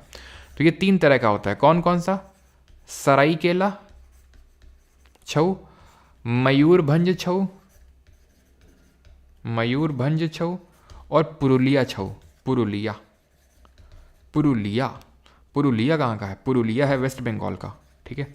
सराइकेला कहाँ का है, सराइकेला, मयूरभंज तो आपका यहाँ का हो जाएगा उड़ीसा का, और सराइकेला बच गया कहाँ का, ये हो जाएगा झारखंड का, ठीक, clear. With which of the following classical dance forms is Deepika Reddy associated, निम्नलिखित में से किस शास्त्रीय नृत्य शैली से दीपिका रेड्डी जुड़ी हुई हैं, मणिपुरी, कच्चीपुड़ी, कथक या सत्तरिया। तो हमने कल क्लासिकल डांसेस के बारे में पढ़ा था कि 8 क्लासिकल डांसेस होते हैं, 8 शास्त्रीय नृत्य होते हैं जो हमारा संगीत नाटक अकेडमी ने रिकॉग्नाइज कर रखा है। मिनिस्ट्री ऑफ कल्चर की बात करें भैया, तो मिनिस्ट्री ऑफ कल्चर के हिसाब से ये भी क्लासिकल डांस होता है, मिनिस्ट्री ऑफ कल्चर के हिसाब से ये भी एक क्लासिकल डांस होता है। यानी कि मिनिस्ट्री ऑफ कल्चर का अगर देखें तो उसके हिसाब से 9 क्लासिकल डांसेस होते हैं, यानी वो छऊ को भी इंक्लूड कर लेता है, लेकिन क्लास आपका संगीत नाटक अकेडमी इसको रिकॉग्नाइज नहीं करता है क्लासिकल डांस। तो दीपिका रेड्डी कहाँ किससे हैं, तो मणिपुरी कहाँ का है, मणिपुर का। कुचिपुड़ी कहाँ का है, आंध्रा का, है ना, पहले तो तुम्हें यही पता होना चाहिए स्टेट कौन सा है। कथक आपका यूपी का है, एंड सत्तरिया कहाँ का है, असम का है। कल हमने मोहिनी अट्टम के बारे में पढ़ा था, है ना, याद है, गोपी के, मोहिनी गोपी के कान में जाके सुना जय राधा कृष्ण की अम्मा, और मोहिनी अट्टम किस पे बेस्ड था, एयर पे बेस्ड था, याद है कुछ आपको, है ना, कौन से नेचुरल एलिमेंट पे बेस्ड था। तो उसी तरह कुचिपुड़ी की बात करेंगे जो आंध्रा का क्लासिकल डांस है, तो इसके हम यही इसका आंसर होगा। पहली बात तो ध्यान रखना है, जिसके सरने में भी अगर रेड्डी दिख जाए आपको, रेड्डी देखते ही सीधे कुचिपुड़ी में, रेड्डी कुचिपुड़ी, भावना रेड्डी, पद्मजा रेड्डी, दीपिका रेड्डी, जितने भी रेड्डी हैं सब कुचिपुड़ी हैं, ठीक। अब तुम्हें एक स्टोरी यहाँ पर देखो सुनाते हैं। स्टोरी क्या है, सत्यम और सतीश लक्ष्मी जी की सत्यनारायण कथा में गए, जहाँ उन्होंने एक सुंदर लड़की शोभा के साथ कच्ची पूड़ी खाई, ठीक है। सत्यम और सतीश लक्ष्मी जी की सत्यनारायण कथा में गए थे, लेकिन एक सुंदर लड़की शोभा दिखी, उसके साथ कच्ची पूड़ी खाई। क्यों भाई, क्योंकि दिन ही ऐसा था, ठीक है। तो खैर यहाँ पे सत्यम की अगर बात करेंगे तो क्या होगा यहाँ पर, वेम्पाता चिन्ना सत्यम, ठीक है, वेम्पाता चिन्ना सत्यम, ये किसके एक्सपोनेंट हो जाएंगे, सतीश से हो जाएंगे अपर्णा सतीशम, अपर्णा सतीशम। लक्ष्मी से लक्ष्मी नारायण शास्त्री, लक्ष्मी नारायण शास्त्री। सत्यनारायण से वेदांतम सत्यनारायण, ठीक है, वेदांतम सत्य नारायण। और सुंदर से स्वप्न सुंदरी, स्वप्न सुंदरी। शोभा से शोभा नायडू, ठीक है, शोभा नायडू। और कुचिपुड़ी से कुचिपुड़ी, कुचिपुड़ी हो जाएगा, सिंपल, याद रहेगा सब आपको। और 2 और एक्सपोनेंट याद रखना इसमें, यामिनी कृष्णमूर्ति, जिनकी रिसेंट में ही अभी डेथ हुई है कुछ महीने पहले। ये और किस क्लासिकल डांस से एसोसिएटेड है, कोई बताएगा, यामिनी कृष्णमूर्ति, ठीक है, यामिनी कृष्णमूर्ति। और मल्लिका साराभाई, ये मल्लिका साराभाई, ये दोनों लोग एक और क्लासिकल डांस से एसोसिएटेड हैं। तो कुच्ची तो है ही है, कुचिपुड़ी, प्लस ये भरतनाट्यम से भी एसोसिएटेड हैं दोनों लोग, ठीक है, याद रहेगा आपको, क्लियर है सभी को। रेड से क्यों लिखा है उस पर, क्या हो गया भैया, रेड से दिखना रहा है शोभा नायडू, क्यों। चलो भाई अगला देखते हैं। और ये कुचिपुड़ी जो है ना, इसमें एक वो होता है, क्या बोलते हैं, तरंगम करके, ठीक है। तरंगम में क्या होता है, एक कॉपर प्लेट होती है, कॉपर प्लेट होती है, ध्यान रखना, जिसके ऊपर डांस किया जाता है, ठीक है। तरंगम, तरंगम होता है। इसमें क्या होता है, प्लेट के ऊपर डांस किया जाता है, प्लेट के ऊपर खड़े हो के, अब समझ रहे हो तुम, ठीक है। तरंगम बोलते हैं, कुचिपुड़ी से एसोसिएटेड है ये। विच among the following is the highest peak of Tamil Nadu, तो निम्नलिखित में से तमिलनाडु की सबसे ऊंची चोटी कौन सा है? महेंद्रगिरी, अनामुडी है, नंदा देवी है, दौड़ा बेटा है। तो महेंद्रगिरी भैया ये ईस्ट इंडिया की, ठीक है, ईस्टर्न घाट की हाईएस्ट पीक है ना। और किस स्टेट में जरा बताओ? तमिलनाडु में तो ऑब्वियस बात नहीं होगा, ठीक है, ऊपर है ये काफ़ी। हाईएस्ट पीक है ईस्टर्न घाट की। अब मुझे पता है कुछ लोग बोलेंगे नहीं नहीं सर जिंदागाड़ा जिंदागाड़ा है। अरे भैया वो जिंदागाड़ा नहीं पूछता है ना, वो अगर आएगा ऑप्शन में तो जिंदागाड़ा मार देना, ठीक है, लेकिन वो पूछता महेंद्रगिरी। कितनी हाइट है इसकी? 1501 मीटर। अनामुडी जो है पूरे साउथ इंडिया की हाईएस्ट पीक है, और वेस्टर्न घाट की भी हाईएस्ट पीक है, वेस्टर्न घाट में लोकेटेड है, और वेस्टर्न घाट की हाईएस्ट पीक और पूरे साउथ इंडिया की भी हाईएस्ट पीक है। हाईएस्ट पीक ऑफ या तो WG यानी वेस्टर्न घाट या फिर साउथ इंडिया। कितनी हाइट है इसकी? 2695 मीटर हाइट है, 2695 मीटर। नंदा देवी तो यार यहाँ है ही नहीं, वो तो उत्तराखंड में है, ठीक है, उत्तराखंड की हाईएस्ट पीक है। तमिलनाडु के आपसे पूछा है। और आपको क्या पता है, जो दौड़ा बेटा है ये आपका सही आंसर होगा, ऑप्शन नंबर 4, दौड़ा बेटा। क्लियर है? दौड़ा बेटा तमिलनाडु में, और अनामुडी आपका ये पड़ेगी केरल में, ठीक। दौड़ा बेटा की हाइट कितनी है? 2637 मीटर। यहीं पे आपका ऊटी जो कि एक हिल स्टेशन है वो सिचुएटेड है, ठीक है। 2635, हाँ 2635 है, 2637 है ना।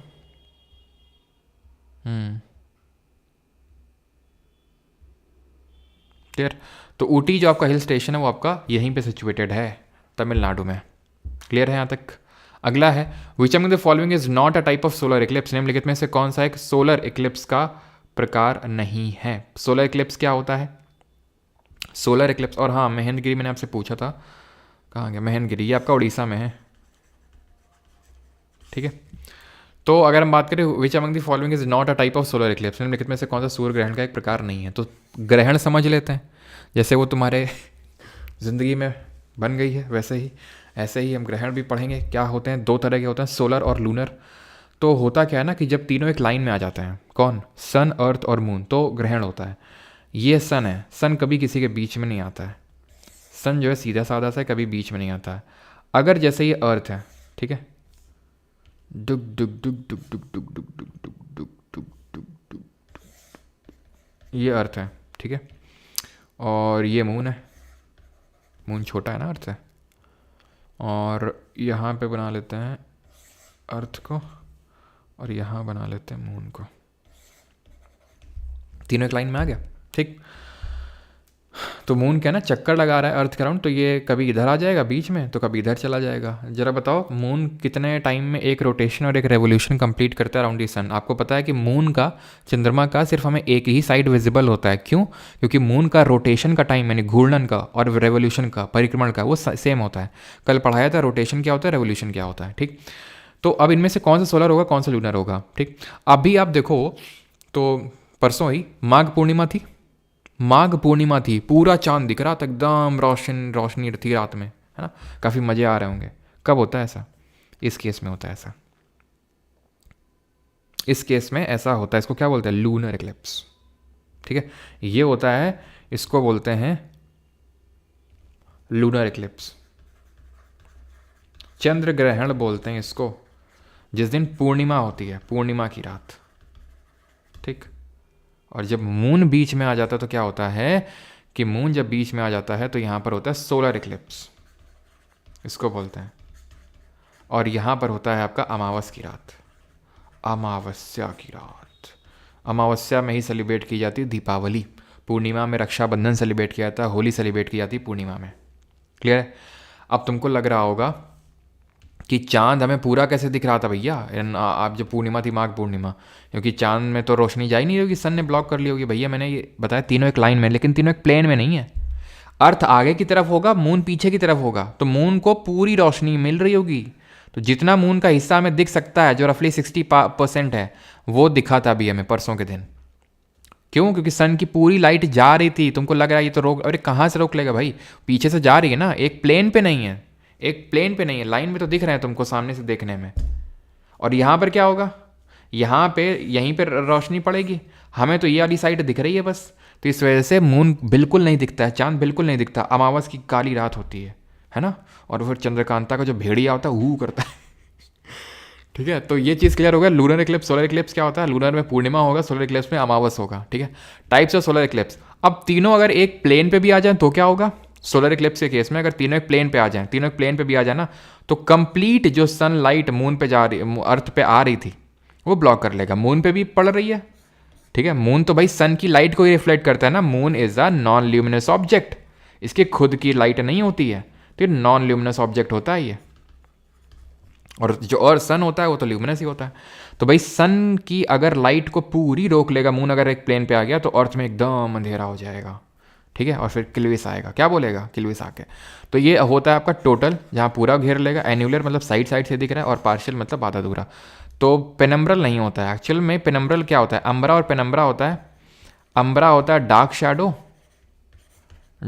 शैडो, और पेनम्ब्रा होता है लाइट शैडो। ठीक है, ये होता है लाइट शैडो। याद क्लियर हो गया। सोलर, लूनर, पूर्णिमा, अमावस, है ना, कितने टाइप का होता है, सब कुछ क्लियर। हाँ जी, चंद्रमुखी वनराज आए है। चंद्र अंधेरा कायम रहे।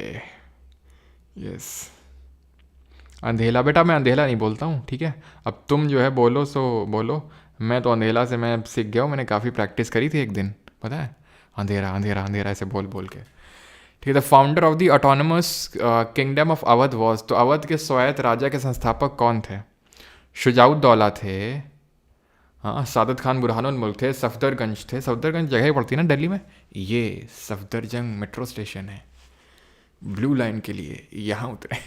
सफदरजंग, शेरशाह। तो कौन इसका सही आंसर होगा, तो अवध। जल्दी से बताओ, मैंने अवध के बारे में आपको कल क्या बताया था। तो अवध का जो पहला था वो शादत खान बुरहानुल मुल्क था, और आखिरी कौन था, लास्ट कौन था, तो लास्ट था कौन, वाजिद अली शाह। वाजिद अली शाह, ठीक है, वाजिद अली शाह थे। ठीक है, मैंने आपको उसके रिगार्डिंग ये बताया था कि 1856 में कब्जा कर लिया था अंग्रेज़ों ने। इससे पहले डलहौजी बोल के गया था कि इट वाज चेरी, है ना, on the which is just to be dropped on the mouth of Britishers. ठीक है, माउथ ऑफ ब्रिटिशर्स में गिरने वाली, ऐसा डलहौजी ने बोला था। ठीक है, किसने बोला था, कल हम पढ़ चुके, इसलिए मैं पूरा नहीं लिख रहा हूँ इसको। डलहौजी ने इसको सब्सिडियरी अलायंस कब साइन किया था अवध ने, सब्सिडी अलायंस कब साइन किया था, सहायक संधि को, तो 1856। ठीक है, और ये बोला जाता है जब 1856 में अंग्रेज़ों ने कब्जा किया मिस गवर्नेंस के चलते, कि तुम गवर्न नहीं कर पा रहे ढंग से, तो वाजिद अली शाह भागने का प्रयास कर रहे थे, लेकिन इनको कोई जूती पहनाने वाला नहीं था। अब क्योंकि इनको कोई जूती पहनाने वाला नहीं था, इतने शाही थे भाई साहब कि भाग नहीं पाए, तो अंग्रेज़ों ने कहा आओ बेटा इधर आओ, और फिर इनको कलकत्ता की जेल में डाल दिया इनको, वाजिद अली शाह को। ठीक है, तो ये चीज़ ध्यान रहेगी। तो अवध जो है 1801 में, 1801 में इसने सहायक संधि, सब्सिडियरी अलायंस को साइन किया था। क्लियर है इतनी चीज़। सब्सिडियरी अलायंस जानना चाहोगे क्या है, या फिर और कभी जानोगे, क्योंकि हम बाकी के भी देख लेते हैं। जैसे बंगाल और हैदराबाद का पहला नवाब कौन था, देख लें। तो बंगाल का और हैदराबाद का, तो मुगलों के टाइम पे, अभी मैंने तुम्हें थोड़ी देर पहले बताया कि 1707 में जब औरंगज़ेब की डेथ होती है, तो उसके बाद धीरे धीरे ये अवध, हैदराबाद और बंगाल, ठीक है, अवध, बंगाल और हैदराबाद, ये तीनों इंडिपेंडेंट हो गए धीरे धीरे। तो यहाँ के तो देख लिया, अवध का सादत खान बुरहानुल मुल्क, बंगाल का था मुर्शिद कुली खान। ठीक है, मुर्शिद कुली खान।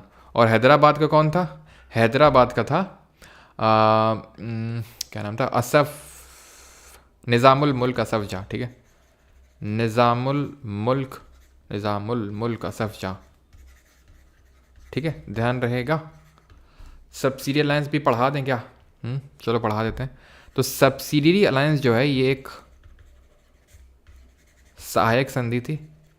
ठीक है, और कल और परसों तो आपको होता है सैटरडे संडे मतलब ऑफ ही रहेगा, है ना, Monday to Wednesday, Monday to Friday रहेगा। तो बाकी आपको 2 दिन मिलेंगे, जो भी हमारे 3 लेक्चर्स रहेंगे उनको आप अच्छे से रिवाइज़ करके आएंगे। ठीक है, आपको पता है ना, तो आज ज़्यादा थोड़ा सा एक्सटेंड भी करना पड़े तो कोई लोड देने वाली बात है नहीं। तो सब्सिडी अलायंस जो है इसको वेलेस्ली लेके आया था। कौन लेके आया था? वेलेस्ली। कब लेके आया था? 1798, 1798 में, जिसके तहत ये बोला गया था कि एक ब्रिटिश रेजिडेंट आपको रखना होगा, एक ब्रिटिश रेजिडेंट रखना होगा अपनी कोर्ट में, ठीक है। अपनी आर्मी को हटा के, ठीक है, लोकल जो आपकी आर्मी है उसको हटा के ब्रिटिश आर्मी रखो, ठीक है। हम तुम्हें आर्मी देंगे बेटा, तुम चिंता मत करो, है ना, हमारी आर्मी रखो। और बिना हमारे पूछे किसी ट्रीटी, बिना किसी कोई ट्रीटी नहीं साइन कर सकते हो किसी यूरोपियन के साथ या फिर किसी के साथ भी, बिना पूछे हमारे। ये था सबसिडी अलायंस में। और इसके बदले क्या देंगे ब्रिटिशर? तुम्हें सिक्योरिटी प्रोवाइड करेंगे, ये था इसमें। तो सबसे पहले इसको 1798 में साइन किया था निज़ाम ऑफ हैदराबाद ने, निज़ाम ऑफ हैदराबाद। 1799 में साइन किया था तंजौर ने भी और मैसूर ने भी, क्योंकि 1799 याद करो, fourth Anglo Mysore war, Tipu Sultan की डेथ हो गई तो अंग्रेजों ने यहाँ पे वुडेयार डायनेस्टी को बिठा के उससे सबसिडी लाइन साइन करवा ली। 1801 में अवध, ठीक है। ये तीन ही आप ध्यान रखिएगा अच्छे से, बाकी तो ऐसा ज़्यादा इंपॉर्टेंट नहीं। देन उसके बाद ये जो मराठाज हैं उन्होंने भी साइन किया था, सिंधिया ने 1802 में, ठीक है। खैर, the position of the sun in its orbit when it is at its greatest distance from the sun, causing summer in the northern hemisphere, is position of the earth in its orbit when it is at its greatest distance। तो होता क्या है ना कि जो हमारा सन है, जो हमारी अर्थ है, सन तो कांस्टेंट है, वहीं पे ही है, तो सन तो कांस्टेंट है। तिलक लगा दे, चश्मा कौन लगाएगा, ठीक है। तो जो अर्थ है वो सन के अराउंड जब घूमती है ना, क्योंकि वो इलिप्टिकल ऑर्बिट में घूमती है, हमें पता है केपलर्स लॉस। केपलर ने कब लॉ दिए थे अपने, ये बताओ जल्दी से। केपलर्स प्लानिटरी लॉस 3 दिए थे, कौन कौन से? तो पहला वाला लॉ ऑफ ऑर्बिट था ना, दूसरा लॉ ऑफ एरिया था और तीसरा लॉ ऑफ टाइम पीरियड था।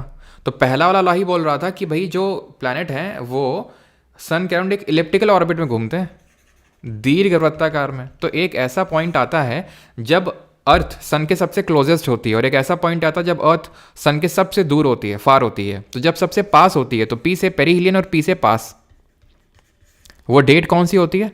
4 जनवरी होती है, 3 या 4 जनवरी, ठीक है। एंड एक पॉइंट आता है जब सबसे दूर होती है, तो वो रफली 4 जुलाई होता है वो। इसको बोलते हैं एपीहिलियन, इसको हिंदी में बोलते हैं अपसौर, और उसको उपसौर, ठीक है। इसको क्या बोलते हैं? उपसौर। याद रहेगी ये चीज़ कि पेरीहिलियन कब होता है और एपीहिलियन कब होता है। पेरीहिलियन की डिस्टेंस कब कितनी होती है, कितनी वो डिस्टेंस है जब अर्थ सन के सबसे नियरेस्ट होती है, दैट इज़ 147 मिलियन किलोमीटर्स, ये ध्यान रखना है, ठीक है, मील में नहीं किलोमीटर में। और ये 152 मिलियन किलोमीटर जब सबसे दूर होता है, क्लियर। तो यहाँ पर क्या आंसर होगा? Perihelion, option number A. अब मुझे पता, तो मैंने लगाया सर समर का तो नहीं होती है पेरीहिलियन, जनवरी में समर तो नहीं होती नदर हेमिस्फीयर में, समर तो इस टाइम तो ठंडी पड़ रही होती है, तो फिर सबसे पास में है सन, तो क्यों? तो उसके पीछे का रीज़न यही है कि अर्थ टिल्टेड है इस तरह से, यानी नदर्न हेमिस्फीयर पीछे की ओर है, सर्दी होती है, सीजन्स होते हैं अर्थ के टिल्ट की वजह से और अर्थ का रेवोल्यूशन की वजह से, अर्थ इस तरह से टिल्टेड है। तो इसलिए चाहे भले पास में आ गई लेकिन सर्दी यहाँ पे अभी भी रहेगी। बस ये है कि अमाउंट ऑफ इंसोलेशन, जो इनकमिंग सोलर रेडिएशन आ रहा है, वो थोड़ा बढ़ जाएगा जनवरी के टाइम पे, बाकी सर्दी और गर्मी में कोई इम्पैक्ट पड़ता नहीं है। आखिरी क्वेश्चन है जीके का, and that is which of the following pair of term and sports is not correct. निम्नलिखित में से शब्द और खेल की कौन सी जोड़ी सही नहीं है? जोड़ी से पता नहीं व्हील स्मार्ट श्रीमती की याद क्यों आ रही है? किस किस को पता है व्हील स्मार्ट श्रीमती एक शो आया करता था दूरदर्शन में, किसी को पता है, याद है, देखता था कोई? बताओ भाई। हाँ, 23.5 डिग्री टिल्टेड है, बिल्कुल सही बताया फिरोज़ा रजी ने। बी होगा मास्टर साहब, when it is the greatest distance. Okay, greatest distance पूछा है, okay okay okay okay master साहब, यस यस यस यस, ठीक है, सबसे ग्रेटेस्ट डिस्टेंस में होता है। पीडीएफ कहाँ मिलती है? देखिए इसकी पीडीएफ जो है ना लेक्चर की, पीपीटी की, वो परमार एसएससी टेलीग्राम पे मिलती है।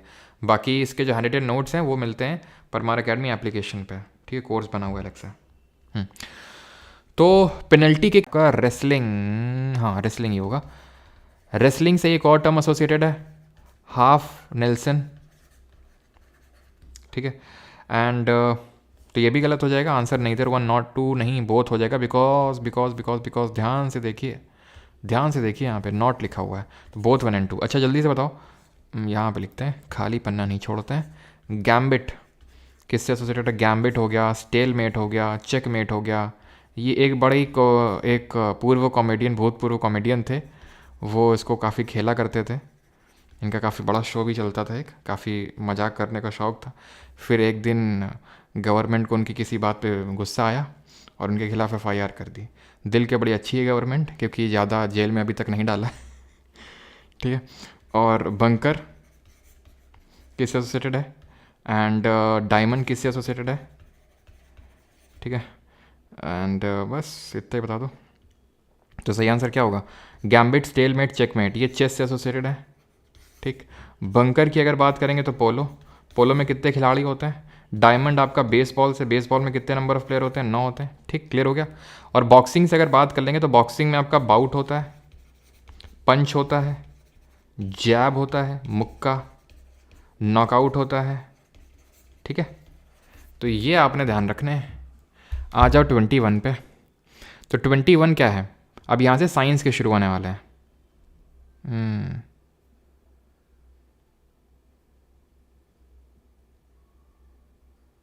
हाँ, डायमंड कार्बन स्ट्रॉन्ग, हाँ डायमंड एलोट्रोप भी रिकॉल कर सकते हो, लेकिन अभी क्योंकि हमने ज़्यादा पढ़ा नहीं है तो इसमें से जानबूझ के रिकॉल को थोड़ा सा कम करता हूँ, क्योंकि वो चीज़ अभी हमने पढ़ा नहीं है ना।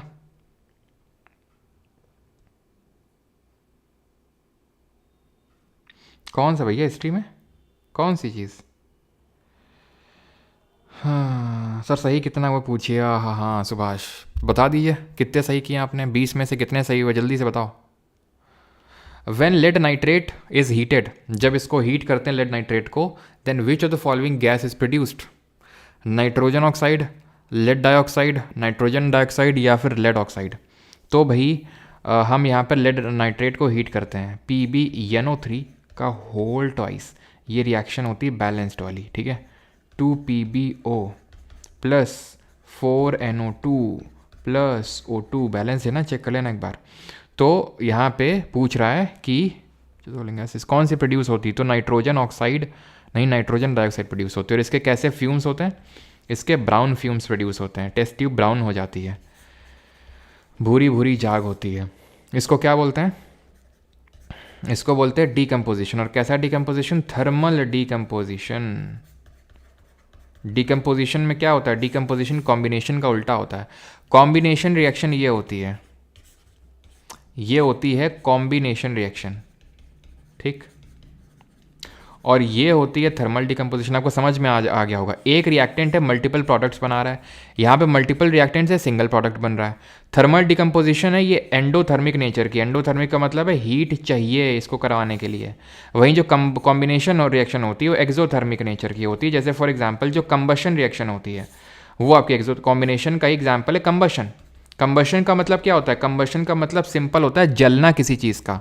किसी चीज़ को आप ऑक्सीजन के प्रेजेंस में, ऑब्वियस सी बात है जलेगी, आग बिना ऑक्सीजन के तो लगेगी नहीं, है ना। तो जब किसी चीज़ को जलाते हैं तो कंबशन रिएक्शन होती है, और वो कॉम्बिनेशन रिएक्शन का एग्जाम्पल होती है। और कॉम्बिनेशन रिएक्शन एक्सोथर्मिक नेचर का होता है। एक्सोथर्मिक का मतलब होता है ऊष्माशोषी, यानी कि जिसमें कि हीट रिलीज होती है, जिसमें कि अच्छा, आप कोई और एक ऐसा थर्मल डिकम्पोजिशन रिएक्शन बता सकते हैं जिसको कि हम ब्लैक एंड वाइट फोटोग्राफी में यूज़ करते हैं उस रिएक्शन को? एंडोथर्मिक वो होती है जहाँ पे हीट नीडेड होती है, जहाँ पे ऊष्मा की आवश्यकता होती है। तो अगर मैं एक और एग्जाम्पल की बात करूँ तो दैट वुड बी ये वाला reaction, 2AgBr, 2Ag plus Br2। इसको हम यूज़ करते हैं ब्लैक एंड वाइट फोटोग्राफी में, ठीक है। ब्लैक एंड वाइट फोटोग्राफी में इसको यूज़ किया जाता है। Muscles are of 3 types which is the following is not one of them. मांसपेशियाँ जो होता है वो 3 प्रकार की होती हैं, तो निम्नलिखित में से कौन सा एक प्रकार नहीं है? सेसेमॉइड, स्मूथ, कार्डियक या स्केलेटल? बताओ जल्दी से।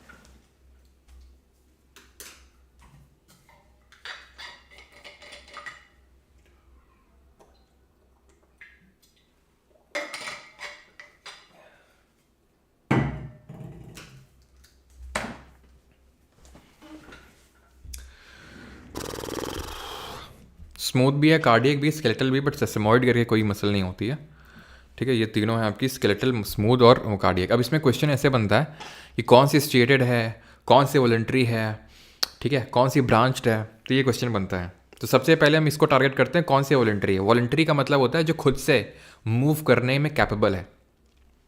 अब जो हमारी हार्ट की मसल है वो तो खुद से मूव नहीं कर सकती हैं, वो तो इनवॉलंटरी नेचर की हुई, ठीक है, वो अपने आप ही चलती हैं। मतलब कि जैसे हम अगर मूव करवाना चाहें, हमारे कंट्रोल के बियॉन्ड है तो इनवॉलंटरी, और अगर हम उसको कंट्रोल कर सकते हैं तो वॉलंटरी। ऐसे स्मूथ मसल भी है। स्मूथ मसल आपको कहाँ देखने को मिलेंगी?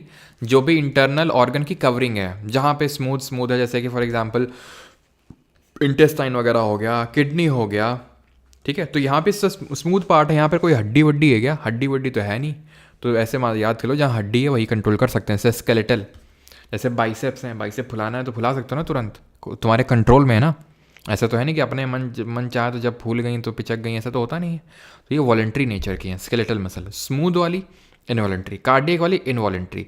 स्मूथ कहाँ प्रेजेंट है? जो हमारे विसरल ऑर्गन्स है। विसरल का मतलब जहाँ पे ऐसे याद कर लो जहाँ हड्डी नहीं है, जैसे कि स्टमक हो गया, है ना, इंटेस्टाइन वगैरह हो गई, यहाँ पे। क्लियर हो गया इतनी चीज़। अब दूसरी चीज़ हम याद करेंगे कौन ब्रांच्ड है कौन अनब्रांच्ड है। तो कौन सी ब्रांच लग रही है? सिर्फ इसी में तो ब्रांच्ड है। जो दिल की मसल है, ऐसे याद कर लो, दिल जो है हमारा एक के साथ तो लगता नहीं है। आज इसके साथ लग गया, हो सकता है अगला जो 14 फरवरी है उसमें किसी और के साथ लगा हुआ है, अगले वाले में किसी और के साथ लगा हुआ है। तो दिल की बहुत सारी ब्रांचेस हैं, वो किसी से भी लग जाता है, ठीक है, क्योंकि उसकी बहुत सारी ब्रांचेस हैं। तो ऐसे याद कर लो ये ब्रांच्ड होता है, और बाकी जो ऊपर दोनों हैं वो नॉन या फिर अनब्रांच्ड हैं वो, ठीक है, दोनों अनब्रांच्ड हैं। अब लाइनिंग को बोला जाता है स्ट्रिएशन। तो स्ट्रिएशन इसमें है और इसमें है, इसमें नहीं है। यानी कि स्मूथ वाला नॉन स्ट्रिएटेड है, बाकी दोनों स्ट्रिएटेड है। खत्म, ठीक। याद रहेगा स्ट्रिएशंस किस में है। और ये न्यूक्लिएटेड वाला अगर पूछ लेगा तो भी आप याद कर सकते हो, लेकिन अगर ये तीन भी अगर आप याद कर लोगे तो मेरे हिसाब से क्वेश्चन आपका बन जाएगा, अगर क्वेश्चन आता है आपके एग्जाम में तो, ठीक है। लेकिन अगर न्यूक्लिएट पूछते, न्यूक्लिएट का मतलब न्यूक्लियस, देखो यहाँ पे एक सेल में एक से ज़्यादा न्यूक्लियस है, तो ये आपका मल्टी न्यूक्लिएट है। यहाँ पर एक उसमें एक ही न्यूक्लियस है, यहाँ पर भी एक वाले में एक ही न्यूक्लियस है, तो यानी ये मल्टी न्यूक्लिएट है, ये यूनि न्यूक्लिएट है। आपने एक चीज़ ऑब्जर्व करी, मत करो ऑब्जर्व, ठीक है। तो ये मल्टी न्यूक्लिएट है और बाकी दोनों यूनि न्यूक्लिएट है। क्लियर, ठीक।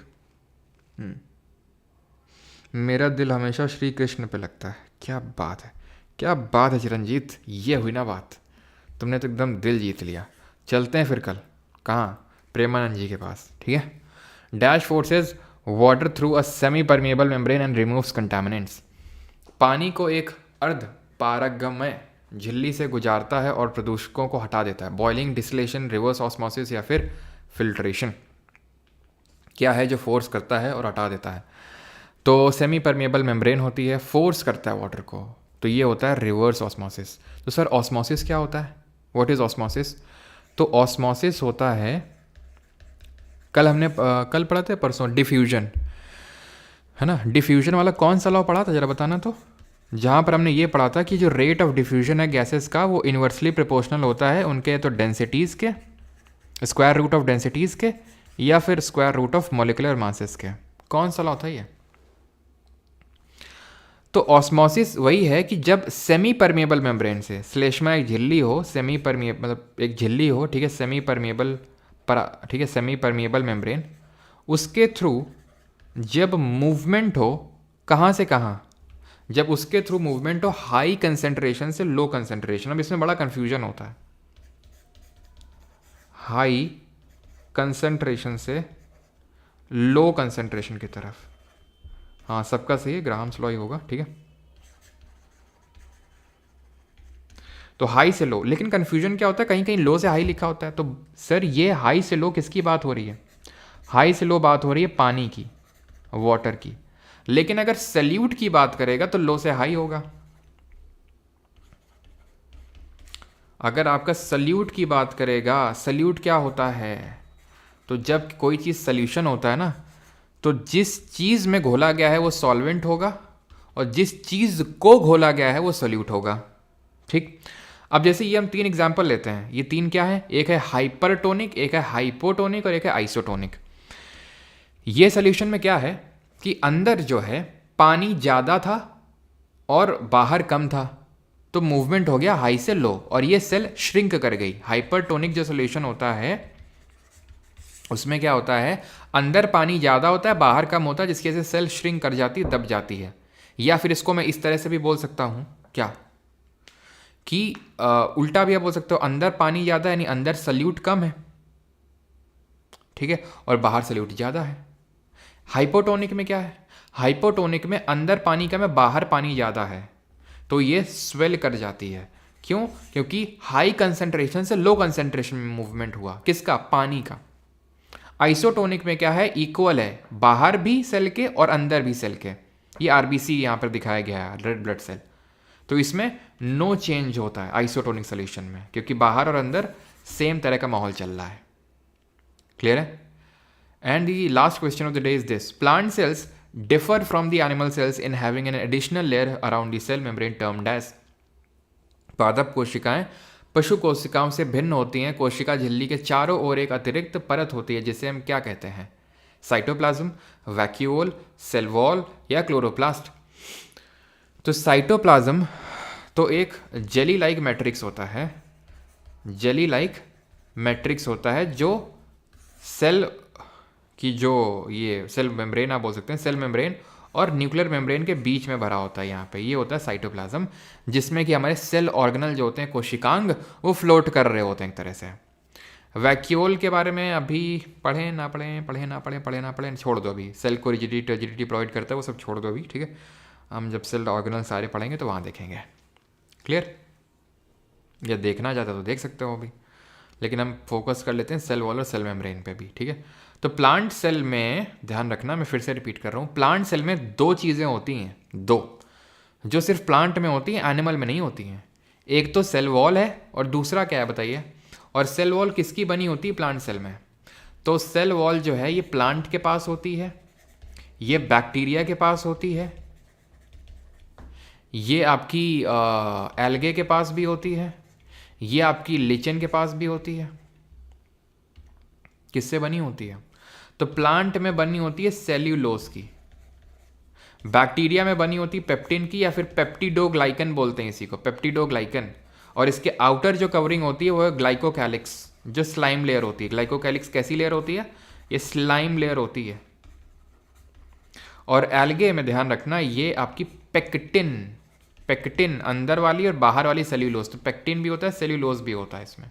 लिचन जो होता है वो कॉम्प्लेक्स शुगर जो होता है, चिटिन या फिर काइटिन, उसका बना होता है, ठीक है। और जो दूसरा चीज़ जो एक्स्ट्रा होता है वो प्लास्टिड होता है। प्लास्टिड जो होता है ये भी प्लांट सेल में ही होता है। प्लास्टिड जो होता है तीन तरह का होता है। तीन तरह कौन कौन से हैं? एक तो है क्लोरोप्लास्ट, एक है क्रोमोप्लास्ट, और है एक ल्यूकोप्लास्ट, ठीक है।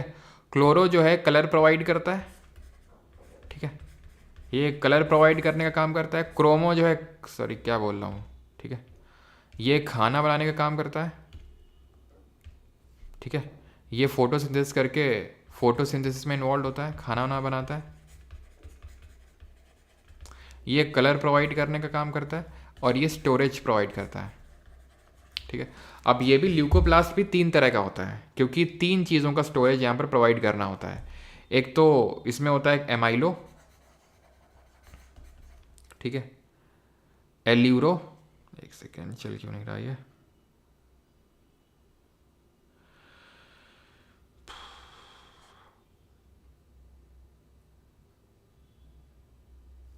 ठीक है, एमाइलो, एल्यूरो और इलाइयो, ठीक है। Amyloplast, aleuroplast, इलाइयोप्लास्ट। एमाइलो जो है वो कार्बोहाइड्रेट को उसको स्टोर करता है। एल्यूरो जो है, एल्यूरो जो है ये आपका प्रोटीन को स्टोरेज प्रोवाइड करता है, ठीक है, ये आपका प्रोटीन को स्टोरेज प्रोवाइड करेगा। एंड इलाइयो जो है, लाई में क्या होता है? फैट होता है ना, ऐसे याद कर लो तो फैट। अच्छा, कलर प्रोवाइड करता है, तो जैसे अगर मैं बात कर लूँ, कैरेट को कलर किससे मिलता है बताओ जल्दी से? कैरेट को कलर किससे मिलता है? तो कैरेट को मिलता है कैरोटेनॉइड से, ठीक है, या फिर बीटा कैरोटीन, ठीक है, ध्यान रहेगा, बीटा कैरोटीन कैरेट को। अब बढ़ते हैं आपका होमवर्क क्वेश्चन की ओर, and this homework question is this: which of the following is correct regarding the respiration? श्वसन के संबंध में निम्नलिखित में से कौन सा कथन सही है? स्टेटमेंट आपके सामने है, आप इसका आंसर देंगे। और ठीक है बताएंगे आप। कल का जो होमवर्क क्वेश्चन था वो ये था, विच of the following is not a non contact force, यानी इनमें से नॉन कॉन्टैक्ट फोर्स कौन सा नहीं है। मतलब आपसे पूछना क्या चाह रहा है, पूछना ये चाह रहा है कि इनमें से कौन सा कॉन्टैक्ट फोर्स है, ये तो पूछना चाह रहा है आपसे, बताओ। यही तो पूछना चाह रहा है कि कॉन्टैक्ट फोर्स कौन सा इसमें। तो भाई कॉन्टैक्ट में कौन सा आता है, ग्रेविटेशनल फोर्स के लिए कॉन्टैक्ट ज़रूरी नहीं होता है। इलेक्ट्रोस्टैटिक भी ये चार्जेस के बीच में लगता है, नहीं ज़रूरत होता है। फ्रिक्शन, घर्षण बल जो होता है वो जब दो चीज़ें रब करती हैं आपस में तब फ्रिक्शन फोर्स लगता है। मैग्नेट भी एक आपस में एक दूसरे को अट्रैक्ट करते हैं, तो ऐसे कॉन्टैक्ट फोर्स नहीं होता है। ग्रेविटेशनल फोर्स का फॉर्मूला क्या होता है,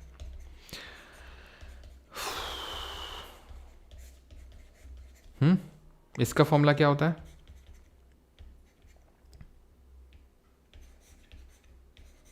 ना, एकदम सेम होता है। तो इलेक्ट्रोस्टैटिक फोर्स ये होता है आपका, क्लियर। अब जरा बताइए जो जी होता है ना, इसकी वैल्यू क्या होती है।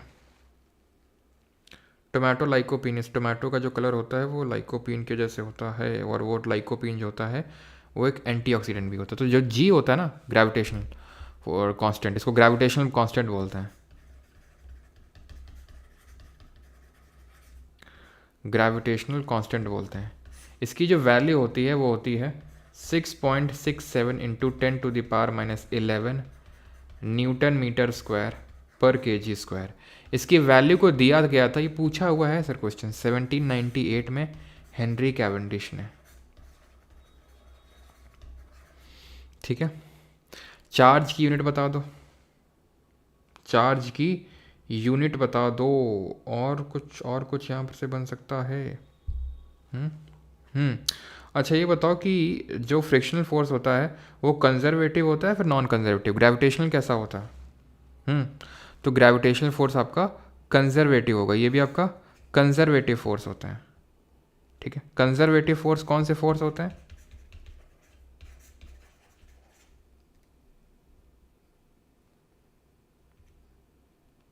कंजर्वेटिव फोर्स वो फोर्स होते हैं जिसमें work done is not dependent, work done is not dependent या फिर is independent of path, independent of path. वहीं पे अगर बात करेंगे तो जो आपका फ्रिक्शनल फोर्स है वो आपका नॉन कंजर्वेटिव फोर्स आ जाएगा, ठीक है, जो डिपेंडेंट होता है पाथ पे, ये आपका कंजर्वेटिव फोर्स हो जाएगा। संरक्षी बल हो जाएगा फ्रिक्शन फोर्स, और ये दोनों गैर संरक्षी बल हो जाएंगे, मैग्नेटिक भी, ठीक है। तो यहाँ पे लेक्चर होता है हमारा ख़त्म। और बाकी जिन लोगों को भी नोट्स लेने हैं तो आप परमार एकेडमी ऐप से जाके ले सकते हैं कोर्स में जो नोट्स हैं, ठीक है। जो इंग्लिश में आपके मिलेंगे जो डिजिटल नोट्स हैं, और हिंदी में हैंडरिटन नोट्स होंगे। आप जाके देख सकते हो दोनों तरह के नोट्स कैसे क्या हैं। पहले नोट्स आपके फ्री रहेंगे सभी के लिए, ऑलराइट। एंड सॉन्ग सुनाना था, ओके सॉन्ग भी सुना देते हैं। और ये आपकी मैगज़ीन है, ठीक है। तब तक सॉन्ग हम सर्च करते रुको, सॉन्ग सुनाना था ना, सुनाते रुको। एक स्टूडेंट ने बनाया था यार, उसने सेंड किया, तो उसने टैग किया था कल, तो फिर उन्हें कल देखा। देखते हैं। तो ये चीज़ है, ठीक है, ये मैगज़ीन है, ये व्हाट्सएप सब जानते हैं। कहाँ गया ये है। इस गीत के साथ मैं आपको छोड़ जाता हूँ, है ना, और मिलते हैं मंडे को, मंडे को मिलेंगे।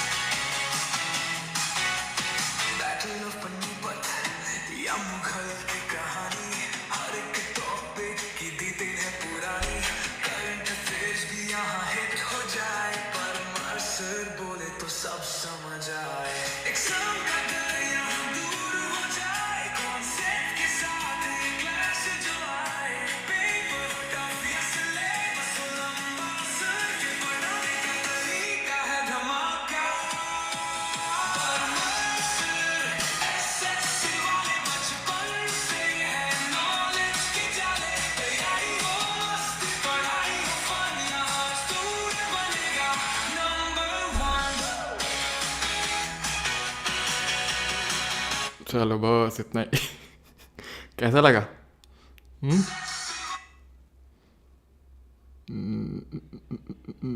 बढ़िया लगा।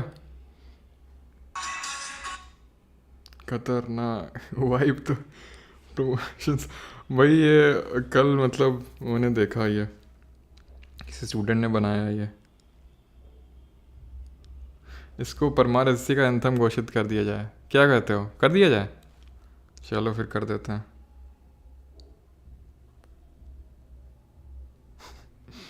चलो चलो चलो चलो भाई, थैंक यू। मिलते हैं मंडे को, ठीक है? रिवीजन करके आना तीनों लेक्चर्स का। ऑलराइट, मंडे को मिलेंगे हम।